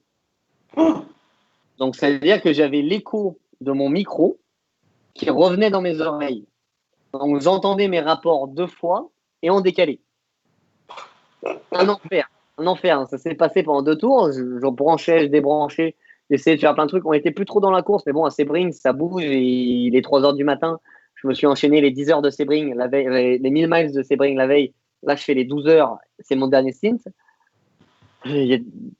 T'étais en galère et l'équipe, en rentrant au stand, débranche tout, prend une rallonge, te file une radio de stand, te la jette dans la voiture, donc tu te retrouves avec une radio à main là, avec toi, qui se bravale dans la caisse. Tu te dis putain, où je vais le foutre, donc tu trouves un petit trou, tu le mets là, c'est pas assez fort le son, donc tu essayes d'appuyer comme ça, tu essayes de voir si ça marche, si tu appuies sur le bouton qu'ils t'ont donné, si ça marche pas. Et à un moment, on a eu un safety car, je me suis dit tiens, j'ai une idée. J'ai pris la radio à la main, je l'ai ressorti du trou, puis j'ai essayé de parler dedans en conduisant sous safety car. Et c'est là que tu te dis qu'au final, être fin avec ses mains dans un moment où on est en cardio, on est haut en cardio, hein, mine de rien. Et bah, c'est là où tout cet entraînement de Xavier paye dans les situations où tout fout le camp. Mentalement, tu es capable de le gérer et physiquement, tu as encore le jus et la capacité mentale de le faire. Donc justement, si Xavier nous écoute, il faut qu'il prévoie un stage MacGyver, un mix entre MacGyver, Koh-Lanta. J'en reviens, j'y étais la semaine dernière, j'ai passé 15 jours et j'y retourne là la semaine prochaine après le LMS. Je fais le LMS dimanche soir, je repars à fond. Bon, bah top. C'est nécessaire et ça a été nécessaire en 2018 parce que j'arrivais pas à conduire la voiture. Et physiquement, il m'a préparé et je lui dois aussi beaucoup. J'ai une petite question pour toi, Gabriel. Je t'écoute. Une question de Thomas Mététal qui, en fait, voudrait savoir quel est ton but aujourd'hui. C'est être pilote LMP1 ou LMP2 ? Le but est d'être pilote professionnel. Donc, peu importe ce qui est capable de me rémunérer pour ce que je fais, je le ferai. Et voilà, même si c'est ouvert à du GT, j'ai eu une première expérience en GT qui s'est pas forcément très bien passée. Mais le but aujourd'hui est de vivre de ma passion et de vivre de ce que je fais depuis quasiment tous les jours. D'accord. Et tu te donnes combien de temps pour y arriver ? Tu t'es fixé une date en disant voilà, enfin une date, un timing où il faut que j'y sois à cette période? Le problème, c'est que tous les ans, je me dis l'année prochaine, il faut que je sois pro, et puis malheureusement, je ne suis toujours pas. Mais je travaille pour l'être le plus vite possible dans les meilleures conditions. Maintenant, le problème, c'est que tu as une horloge qui tourne au-dessus. Tu dépends d'une réalité qui est tes sponsors et ton financement. Et je sais qu'aujourd'hui, si je perds, c'est un autre boulot aussi de trouver ce financement, parce que je sais qu'aujourd'hui, si je perds ce financement, je perds mes sièges. Donc, il faut aussi que je m'assure, il faut que j'aille démarcher. Et la chance que j'ai, c'est d'avoir 3 championnats sur 3 parties, sur quasiment tout le monde, en fait, et de pouvoir toucher des publics différents et donc des sociétés différentes. Donc ça, en termes de marketing, c'est un plus. Après, il faut avoir des bonnes idées en marketing pour faire de l'événementiel, apporter des sponsors et raconter une histoire aux sponsors. Mais c'est pas que je veux sortir de ce schéma-là, parce que je leur dois beaucoup aussi à ces sponsors, mais ne plus dépendre d'une personne qui te finance et dépendre d'une équipe et de tes résultats sportifs, c'est pour moi beaucoup plus agréable. Ça t'enlèverait une épée Damoclès, on va dire. C'est un peu plus libre, c'est ça. peut-être, non? Bah, imaginons que là, demain, j'ai eu de la chance, le Covid n'a pas trop atteint le secteur de mes sponsors, mais imaginons que j'ai des sponsors qui sont dans l'événementiel ou dans l'hôtellerie, bah, je sais que tout aurait été coupé. Donc ça peut tomber à n'importe quel moment pour un virus. Ouais. Pour rechercher tes partenaires, est-ce que tu es tout seul? Est-ce que tu as des personnes également avec toi? Parce que c'est important, on a souvent des jeunes pilotes qui viennent poser des questions et qui interagissent dans nos lives, savoir comment on devient pilote, comment on arrive là. Donc tu as déjà donné pas mal d'orientations, mais aujourd'hui, tu nous dis, voilà, jusqu'à la fin d'année, c'est 12 week-ends, mais à côté, il va encore falloir un peu démarcher, faire du public relation, faire ton propre marketing, parce que voilà, ça fait partie de l'activité d'un pilote, en français, en anglais, en italien, peut-être pas forcément, mais je veux dire, multicasquette, polyglotte, comment tu y arrives, quoi? Mon plus gros sponsor qui est MEP est italien. Donc oui, il faut aussi parler italien, ça aide. Mais mon plus gros allié sur la recherche de sponsors, c'est mon père. Parce que mon père de profession est commercial. Il gère sa PME et sa société familiale. Mais sa passion, c'est de vendre des choses. Donc il a un produit qui apparemment se vend pas mal et prend beaucoup de plaisir à me vendre à qui il peut. Donc ça fait pas mal de boulot. Là, par exemple, tu vois, je suis à Fontenay-le-Comte avec Rémi pour une opération marketing et on se donne des coups de main comme ça. Mais mon père me vend beaucoup à ses connaissances. Moi, je discute aussi avec d'autres relations. Et c'est aussi à mon tour le plus dur là-dedans, et que ce soit pour les sponsors ou pour les équipes, c'est un peu le même combat. Il faut se vendre. Le produit, c'est soi.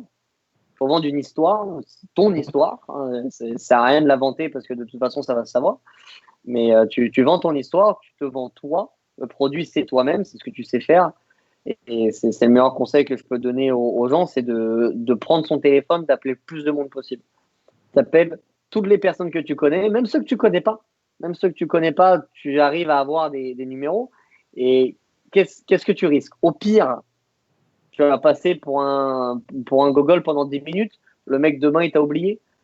Au mieux, bah, tu vas peut-être récupérer un sponsor, même si c'est pas grand-chose, même si c'est 5 000 euros, 5 000 euros ici, 10 000 euros. T'en trouves 10, déjà, t'as 50 000 euros. Tu vois ce que je veux dire? Donc, t'as pas mal de trucs à faire là-dessus. Et il n'y a pas de. C'est que des plus et des plus. Un gros sponsor qui vient, qui te paye ta saison, ça n'existe pas. Donc, clairement, il faut aller au charbon, quoi. Il n'y a pas. Il faut prendre son téléphone. Moi, je suis meilleur pour aller démarcher les équipes parce que techniquement, je m'y connais, je sais de quoi je parle et je sais discuter avec les team managers. Après, mon père, lui, est vachement plus commercial, donc il est vachement plus ouvert à ça et il sait négocier. Donc, tous les contrats, c'est lui qui les relie avec son avocat. On discute de ça ensemble. Moi, je m'occupe vraiment de la partie sportive et technique. Et lui, c'est le roi du commercial et de l'événementiel. Bon, Gabriel, il y a eu la période de confinement. Dans la mouvance, tu t'es essayé au e-sport? On a vu les 24 heures du Mans. Je me suis Oula. essayé au e-sport pendant 2 courses.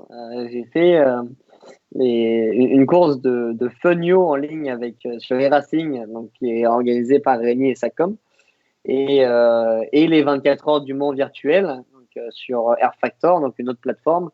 Ce coup-ci, d'une manière beaucoup plus professionnelle, un chemin de croix, mais incroyable. Je pensais pas que ça allait être aussi compliqué, mais une course normale plus simple. Ah ouais, j'ai eu toutes les merdes qui pouvaient arriver entre un retour de volant, un retour de force du volant, le moteur qui me pète dans les mains, dans les stands pendant la première course d'essai, mais littéralement, t'as un charbon qui a disparu, il me reste plus rien, j'ai éclaté la voiture dans les stands, et les mecs me disent, mais qu'est-ce que tu fais? Je fais ce que je peux. C'est là où je me rends compte que moi et la technologie et moi, on n'est pas potes. La bonne nouvelle, c'est que j'ai récupéré la fibre à la maison grâce à ça. Au moins, il faut bien récupérer quelque chose de cette course-là. Mais sans trop cracher dessus, ça a été une expérience super sympa, dans le sens où ça a réuni tous les pilotes de l'équipe Iota et même d'autres pilotes de l'équipe Redline avec qui on a travaillé, qui sont aussi des ingénieurs dans la vraie vie, avec qui j'ai bossé aussi d'ailleurs, c'est marrant. Et ça nous a permis d'exister dans un contexte où on ne faisait absolument rien, où on n'existait pas, et la CO a quand même réussi à rapporter 14 millions de téléspectateurs dans le monde. C'est juste énorme. Ah, ça a fait le buzz comparé à la F1 qui mettait un jeu arcade. Là, tu as eu un jeu condition, on va dire, virtuelle mais réelle. Donc, c'est quand même ça. C'est plus sympathique d'avoir un jeu avec une bonne plateforme. Bon, t'as pas ressenti les mêmes sensations parce que t'avais pas les vibrations, tout ça, mais t'as un peu les réflexes qui reviennent. Bah, il m'a appelé avant de faire la course, je sais pas trop faire. Et quand il m'a appelé, il m'a dit, écoute, on voudrait que tu le fasses avec les autres pilotes de Shigota, qui étaient Félix Rosenquist, Antonio D'Acosta, Will Stevens, et dans la voiture Redline, Max Verstappen et Lando Norris. Il m'a dit, si tu le fais, on veut que tu sois à 100% dedans et que tu sois vraiment dévoué à ce projet-là. Chose que tout le monde a fait, et d'une manière ultra professionnelle, dans le sens où on s'est entraîné 3 heures par jour, tous les jours, tous ensemble, tous les soirs. On a des run plans comme en vrai. On a des programmes avec les heures d'entraînement, ce qu'il faut qu'on fasse. On savait que le mercredi à 20h, c'était entraînement 2 jours. Les sim racers étaient sur des qualifs. Nous, on faisait des longs runs. On faisait ça en setup. Le lendemain, à 20h, c'était entraînement avec les GT du trafic, avec 2 départs virtuels entre nous. Tu as un jour de pause. Le lendemain, à 18h, c'était entraînement de nuit avec des GT. Tout a vraiment été mis en place pour déjà, nous, on découvre, parce que moi, j'y connaissais absolument rien. Et qu'on nous encadre, qu'on nous montre comment faire, parce que c'est quand même pas un sport à part entière, mais c'est un monde à part entière. Et ça a été fait d'une manière vraiment top par Redline et Iota. Si on te propose la deuxième édition, tu le fais? Alors déjà, il faudrait qu'on me la repropose, parce que vu comme j'étais posé, ça m'énerverait. Et, j'étais nulle part. J'étais nulle part. Je me battais avec Mike Conway, on prenait 4 secondes chacun. Mais après, ça a permis de reconnecter toute l'équipe ensemble. C'est-à-dire que je roulais avec mon vrai ingénieur de course, avec mon ingénieur stratégiste, mon ingénieur performance. Et ça m'a vraiment plu. Après, en termes de plaisir de conduite, pour moi, c'était zéro. Donc il te faut un peu plus d'entraînement, quoi, clairement. Ouais, il faut un peu plus d'entraînement. Après, j'ai ni la volonté, parce qu'il faut l'admettre, ni le temps de le faire. D'accord. Parce que c'est vrai que Lando Norris, Max Verstappen, je pense que pendant le confinement, ça a été vraiment des sim racers. Ils ont totalement mis de côté leur appréhension ou leurs automatismes de pilote pour vraiment basculer de l'autre côté et enchaîner Air Factor, iRacing, enfin presque. Ouais, mais respect robustesse. Ils y ont passé le temps, ils ont bossé et ils ont les résultats qu'ils ont. Donc, il n'y a pas de secret. Hein. Si tu veux quelque chose, faut travailler. Moi, j'ai pas forcément la volonté de travailler là-dedans parce que je prends plus de plaisir autre part. dans d'autres hobbies que j'ai préféré faire pendant ce confinement-là. Et c'est juste pas ma tasse de thé de faire ça sur un point de vue compétitif. D'accord. Tu nous parlais de ta période scolaire, entre guillemets, au CNED, mais tu es quand même retourné sur les bancs de l'école pour passer un BPGEPS, un DEGEPS. Ouais. Didier André nous a fait part la semaine dernière quelle était la différence entre les deux. C'est bon, je vous explique pas. Le DEGEPS on va dire, a une orientation plus sportive. Aujourd'hui, t'en fais quoi de ton DEGEPS?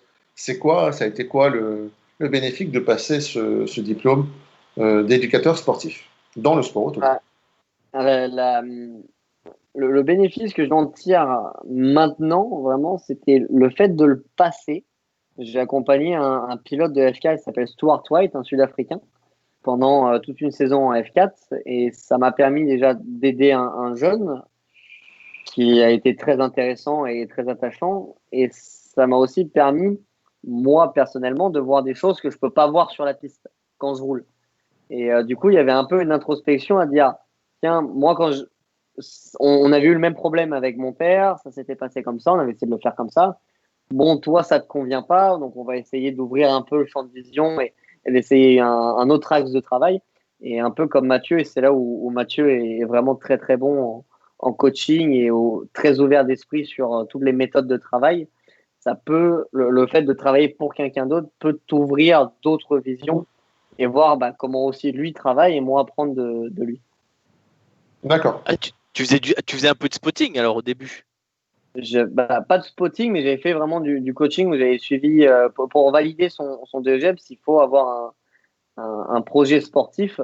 Et mon projet sportif était d'accompagner ce jeune-là pendant toute sa saison de F4 en Europe, où il ne connaissait pas les pistes. C'était pas une saison facile pour lui parce que lui, il venait d'Afrique du Sud, donc il avait 8 heures de vol à chaque fois. Il repartait à l'autre. C'était simple pour lui, mais c'était intéressant, je pense, pour tous les deux. D'accord, super. Et Par du contre, coup, alors. Ouais, vas-y, Fabrice. Vas-y, Alban. De ce DEGEPS, est-ce que pour ton futur, après pilotage, est-ce que ça va te donner envie de toujours rester dans le monde du sport auto, mais est-ce que tu te vois prendre d'autres fonctions à l'issue? Déjà, on va commencer par essayer d'être professionnel, d'être payé à conduire, ce qui est mon objectif aujourd'hui et ce à quoi je me concentre entièrement et qui me prend du coup tout mon temps qui pourrait être consacré à ce DEGEPS comme tu dis. C'est pas mon objectif aujourd'hui de mettre à profit ce DEGEPS vraiment professionnellement. Justement pour se concentrer sur le pilotage et les courses. Maintenant, c'est toujours bien d'avoir quelque chose en backup.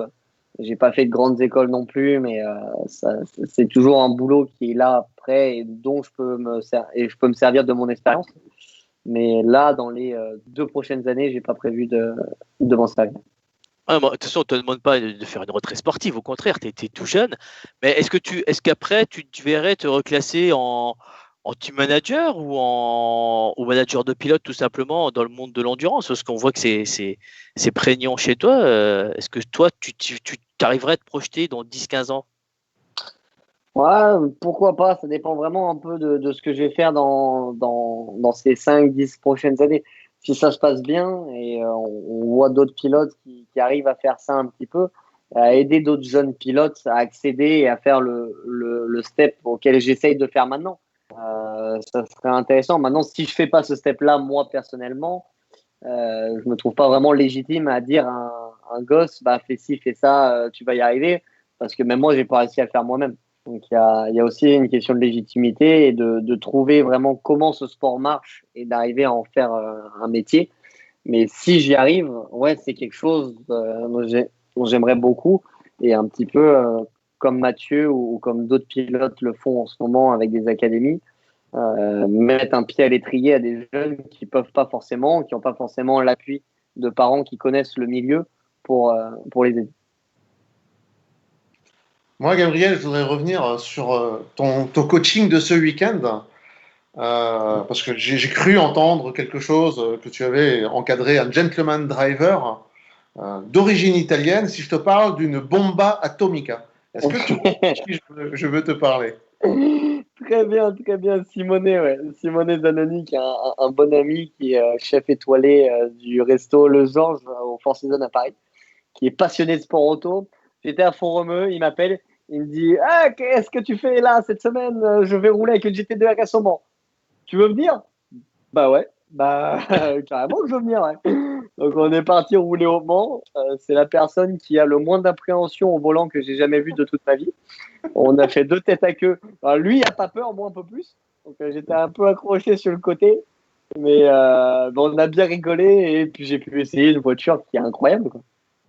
Parce que justement, alors pour la petite histoire, hein, donc Simone Zanoni a vraiment allé voir ses vidéos sur Instagram, sur Facebook. Il a fait des recettes fantastiques durant tout le confinement avec sa femme à la vidéo. Il a sorti un bouquin à un tarif ouais, à 18 euros, mais c'est un truc de dingue. Donc, chef cuisinier du Georges, donc le Four Seasons Georges V à Paris, un super chef en or. Et, euh, et ouais, un amateur des belles mécaniques, le charme et la douceur de la voix à l'italienne. Mais surtout, Simonet, je l'ai contacté également pour qu'il intervienne ce soir, mais là, Mais, il est encore en plein service. et, Sinon, tu et m'étonnes. sinon, il aurait dû être et venir nous rejoindre sur le live pour te faire un petit coucou. En tout cas, il a passé un très très bon moment. Et voilà, et ça fait également partie bah, de ton métier parallèle d'encadreur sportif, moniteur pour des gentlemen, pour des pilotes. Et puis bon, après, Simonet, c'est... Ouais, là, je l'ai vraiment fait parce que c'est mon pote et que c'était une journée entre potes. C'est ton meilleur ami qui t'appelle et qui dit ah, vas-y, viens, on va rouler, on va faire du karting. Ok, j'arrive.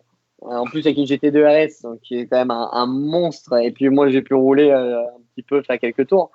Et c'est vraiment mon arrivée. Et Simonet, qui était avec Jackie Chan pendant la saison, il travaillait avec Porsche et il est venu passer le week-end avec moi. Et qui sera sûrement cette année au Mans encore en train de nous faire des petits plats. D'ailleurs, j'avais triché sur un événement marketing de Jackie Chan en 2018 grâce à lui. Et ouais, c'était pas beau, mais c'était bon. J'en parlerai à Stéphane Riquelme à l'occasion. Ils avaient fait un événement marketing où ils voulaient que chaque pilote fasse un plat pour les médias et ils invitaient plein de médias à manger ce qu'on avait fait. Du coup, on faisait le plat devant eux. Et moi, j'étais là une semaine avant, ils se foutaient tous de ma gueule à dire que j'allais faire des pâtes à l'eau. Je dis ah ouais, bougez pas. J'appelle Simonet, je dis ah, faut que tu me donnes un coup de main s'il te plaît, faut que je fasse un truc de cuisine. Là, je ne sais rien faire, je sais pas quoi faire, s'il te plaît de moi. Et il me dit passe au restaurant, je m'occupe de tout. Je suis passé au restaurant avant le service à 11h. Il m'a appris à faire 2 recettes. Donc, qui sont ces agnolotis de bœuf, ces raviolis étoilés Michelin, qui est un peu le plat phare du restaurant. Et son veau de 36 heures cuit, juste magnifique, avec sa réduction de jus de veau, hein, une folie le truc. Et ils m'ont livré les plats quasiment tout fait sur la piste. J'ai juste à les découper, à les réchauffer, à refaire la sauce comme il m'a appris. Et j'ai servi. Et Stéphane Riquelme n'avait pas de plat. Je lui ai filé l'entrée, moi j'ai fait le plat. Et on s'est retrouvés tous les deux avec des plats étoilés Michelin, alors que les autres ils faisaient des escalopes milanaises. On a rien fait. Allez, merci les gars. Parce que justement, c'était ma prochaine question, c'est, ok, tu lui as donné un cours de pilotage, mais est-ce que lui t'a donné un cours de cuisine? Donc effectivement, c'est donnant-donnant, Il quoi. m'a donné un cours de cuisine en 2018 avant Le Mans et j'ai eu la chance de montrer bien à tout le monde que je savais rien faire, mais que c'était quand même pas mauvais. Eh ben écoute, hein. Bon, et pratiquement 2 heures, donc on va quand même te laisser te reposer tranquillement, parce que demain, t'as une journée assez harassante aussi. Comme le veut la tradition, le mot de la fin revient à l'invité. Donc, Gabriel, tu auras le mot de la fin, donc à toi. Ouais, écoute, je suis très content de vous avoir vu. C'était super content de discuter avec vous de tout ça et en espérant qu'il y ait aussi des jeunes peut-être qui regardaient et s'ils ont des questions, qu'ils n'hésitent pas à m'envoyer un message parce que, comme j'ai dit, s'il y a des pilotes qui peuvent être là pour les autres, c'est important et si on peut donner des conseils, on le fera toujours. Donc voilà, j'espère qu'on aura encore pas mal de jeunes pilotes français qui arrivent dans le sport auto en général. Ils ne regardent pas uniquement la F1 et qui se tournent vers ce qu'ils aiment. Et s'ils aiment l'endurance, tant mieux. Et on sera là pour les accueillir avec l'ambiance et la mentalité liée à l'endurance avec plaisir. Est-ce qu'on peut se retrouver à la fin de ta saison pour faire un petit débrief d'une petite demi-heure pour nous dire ce qui a marché et ce qui a moins bien marché? Ça te dérangerait qu'on se fasse un petit appel comme ça vite fait? Avec plaisir, moi, il n'y a pas de souci. Hein, tu vois, là, en plus, à ces heures-là, même en déplacement, tu peux m'appeler et on se voit en novembre alors. On se voit en novembre. Quand ta fin de saison sera finie, on se tapera un petit coup de téléphone pour prendre des nouvelles et puis voilà. Avec plaisir. Voilà. Eh ben, Ça écoutez, Fabrice ou les autres, avez-vous quelque chose à dire pour conclure? Ah, mais pour moi, c'est à nouveau comme chaque semaine, j'ai envie de dire, c'est une leçon de vie. Parce que c'est important que Gabriel nous fasse partager là où il y a des moments faciles, des moments agréables. Quand on gagne, c'est toujours bien. Mais malheureusement, le sport auto, c'est pas que des victoires, c'est aussi des remises en question. Et voilà, c'est vraiment bien de nous avoir fait partager tes tranches ou ta tranche de vie de sport auto. Et puis, pour tous ceux qui nous écoutent, tous ceux qui rêvent peut-être d'être à la place, dans quelques années, à la place de Gabriel, là où lui, il disait, son idole au départ, c'était Loïc Duval, peut-être pour certains, Gabriel, c'est toi leur référence.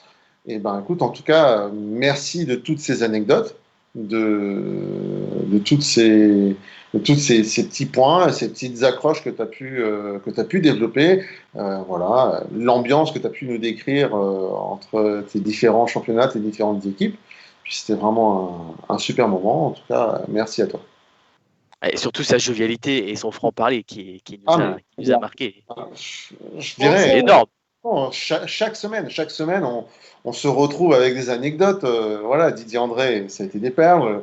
Loïc qui nous raconte ses 24 heures aussi. Gabriel également. Et je pense que ouais, c'est chaque pilote qui nous rajoute à chaque semaine, des choses, histoire sympathique. La technique du limoncello, vous êtes allé la chercher loin celle-là. Oui, oui, mais merci Thomas, merci Thomas. Merci Thomas. Vraiment, on est là pour s'investir auprès des invités. Donc, oui. Bien pour chercher le limoncello, Virginie a travaillé de son corps. Oui. Pour avoir en plus, je l'ai croisé il y a 3 jours. On s'est croisés dans la rue, on habite à 2 km, on s'est croisés, on a discuté pendant une demi-heure. Donc c'est marrant de entendre ce limoncello là. Eh oui, désolé Gabriel. Ce soir, malheureusement, tu n'en auras pas ce soir. Voilà. Non, mais là, ça c'est fini le limoncello. C'est interdit maintenant.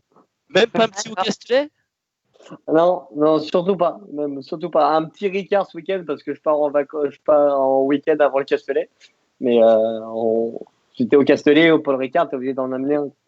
Bah oui. J'ai le Bob Paul Ricard dans ma voiture. Oh non. En tout cas, je voulais également remercier Gabriel pour ce soir d'avoir partagé avec nous et sans aucun filtre. Et surtout, comme tu disais tout à l'heure, il y a peut-être des jeunes qui regardent ou des plus anciens. Mais ce qui est vraiment, vraiment important, c'est de découvrir l'envers du décor, en fait. Ce qu'on ne voit pas nous. Et vraiment, merci à toi. Voilà. Avec plaisir. Bon, Fabrice, tu annonces Franck Lagorce pour la semaine prochaine? Je sais pas, tu voulais le faire, tu le fais pas. Je le fais, écoute. Hein. Tu viens de le faire, effectivement. Semaine prochaine, à nouveau, un invité, je dirais vraiment de choc. Hein. Franck Lagorce, ancien champion de France F3, pilote endurance, pilote F1 chez Ligier, coach d'équipe de France de karting, coach à l'Autosport Academy. Je ne sais combien de participations au Trophée Andros. Il est bientôt plus connu que Max Mamers, l'organisateur. Je pense que semaine prochaine, ça va à nouveau être de bonnes tranches de rire, de bons moments de sport auto, un bon partage, et puis avec une personne qui va à nouveau être riche en anecdotes du monde de l'endurance, du monde du karting, de son expérience professionnelle. Et puis Franck Lagorce, on va parler un peu d'autre chose que de sport auto, parce qu'il ne fait pas que du sport auto, Francky. Donc, je pense qu'à nouveau, ça va être un très très grand live avec un pilote d'expérience et puis à nouveau de bonnes tranches de rire avec aussi des petites anecdotes. On va aller en chercher. On a perdu Gabriel, là, le pauvre, il est mort, on arrête là. Je suis là encore. Ah non, le pauvre, on l'a tué, le pauvre. là. Halte au feu, halte au J'étais feu. en train de me dire qu'il faisait nuit en face. Je me suis dit, putain, ça fait combien de temps que je suis là? Encore 13 secondes et t'auras 2 heures comme pratiquement les anciens qu'on a eu avant. Donc voilà. Bon bah écoute, on va se quitter sur ces belles paroles. Fabrice, merci. Willy, merci. Virginie, merci. Et surtout, Gabriel, un grand merci. Un grand merci. Surtout Merci à d'avoir vous. accepté cette invitation et surtout ton franc-parler, ta gentillesse, ta bonne humeur. Ne change pas, reste toi-même et surtout un gros merde pour le LMS. Et puis ben, on se verra peut-être bien au Mans. Et on se voit en novembre au pire des cas. Ah, grand plaisir. Ouais. Allez, Allez. merci à tous Salut, et au merci à Jean-François de nous avoir partagé ce live sur Max F1 Live. Et passez tous une excellente soirée. Bonne soirée, au revoir. Bonne Ciao, soirée. ciao. Ciao, ciao.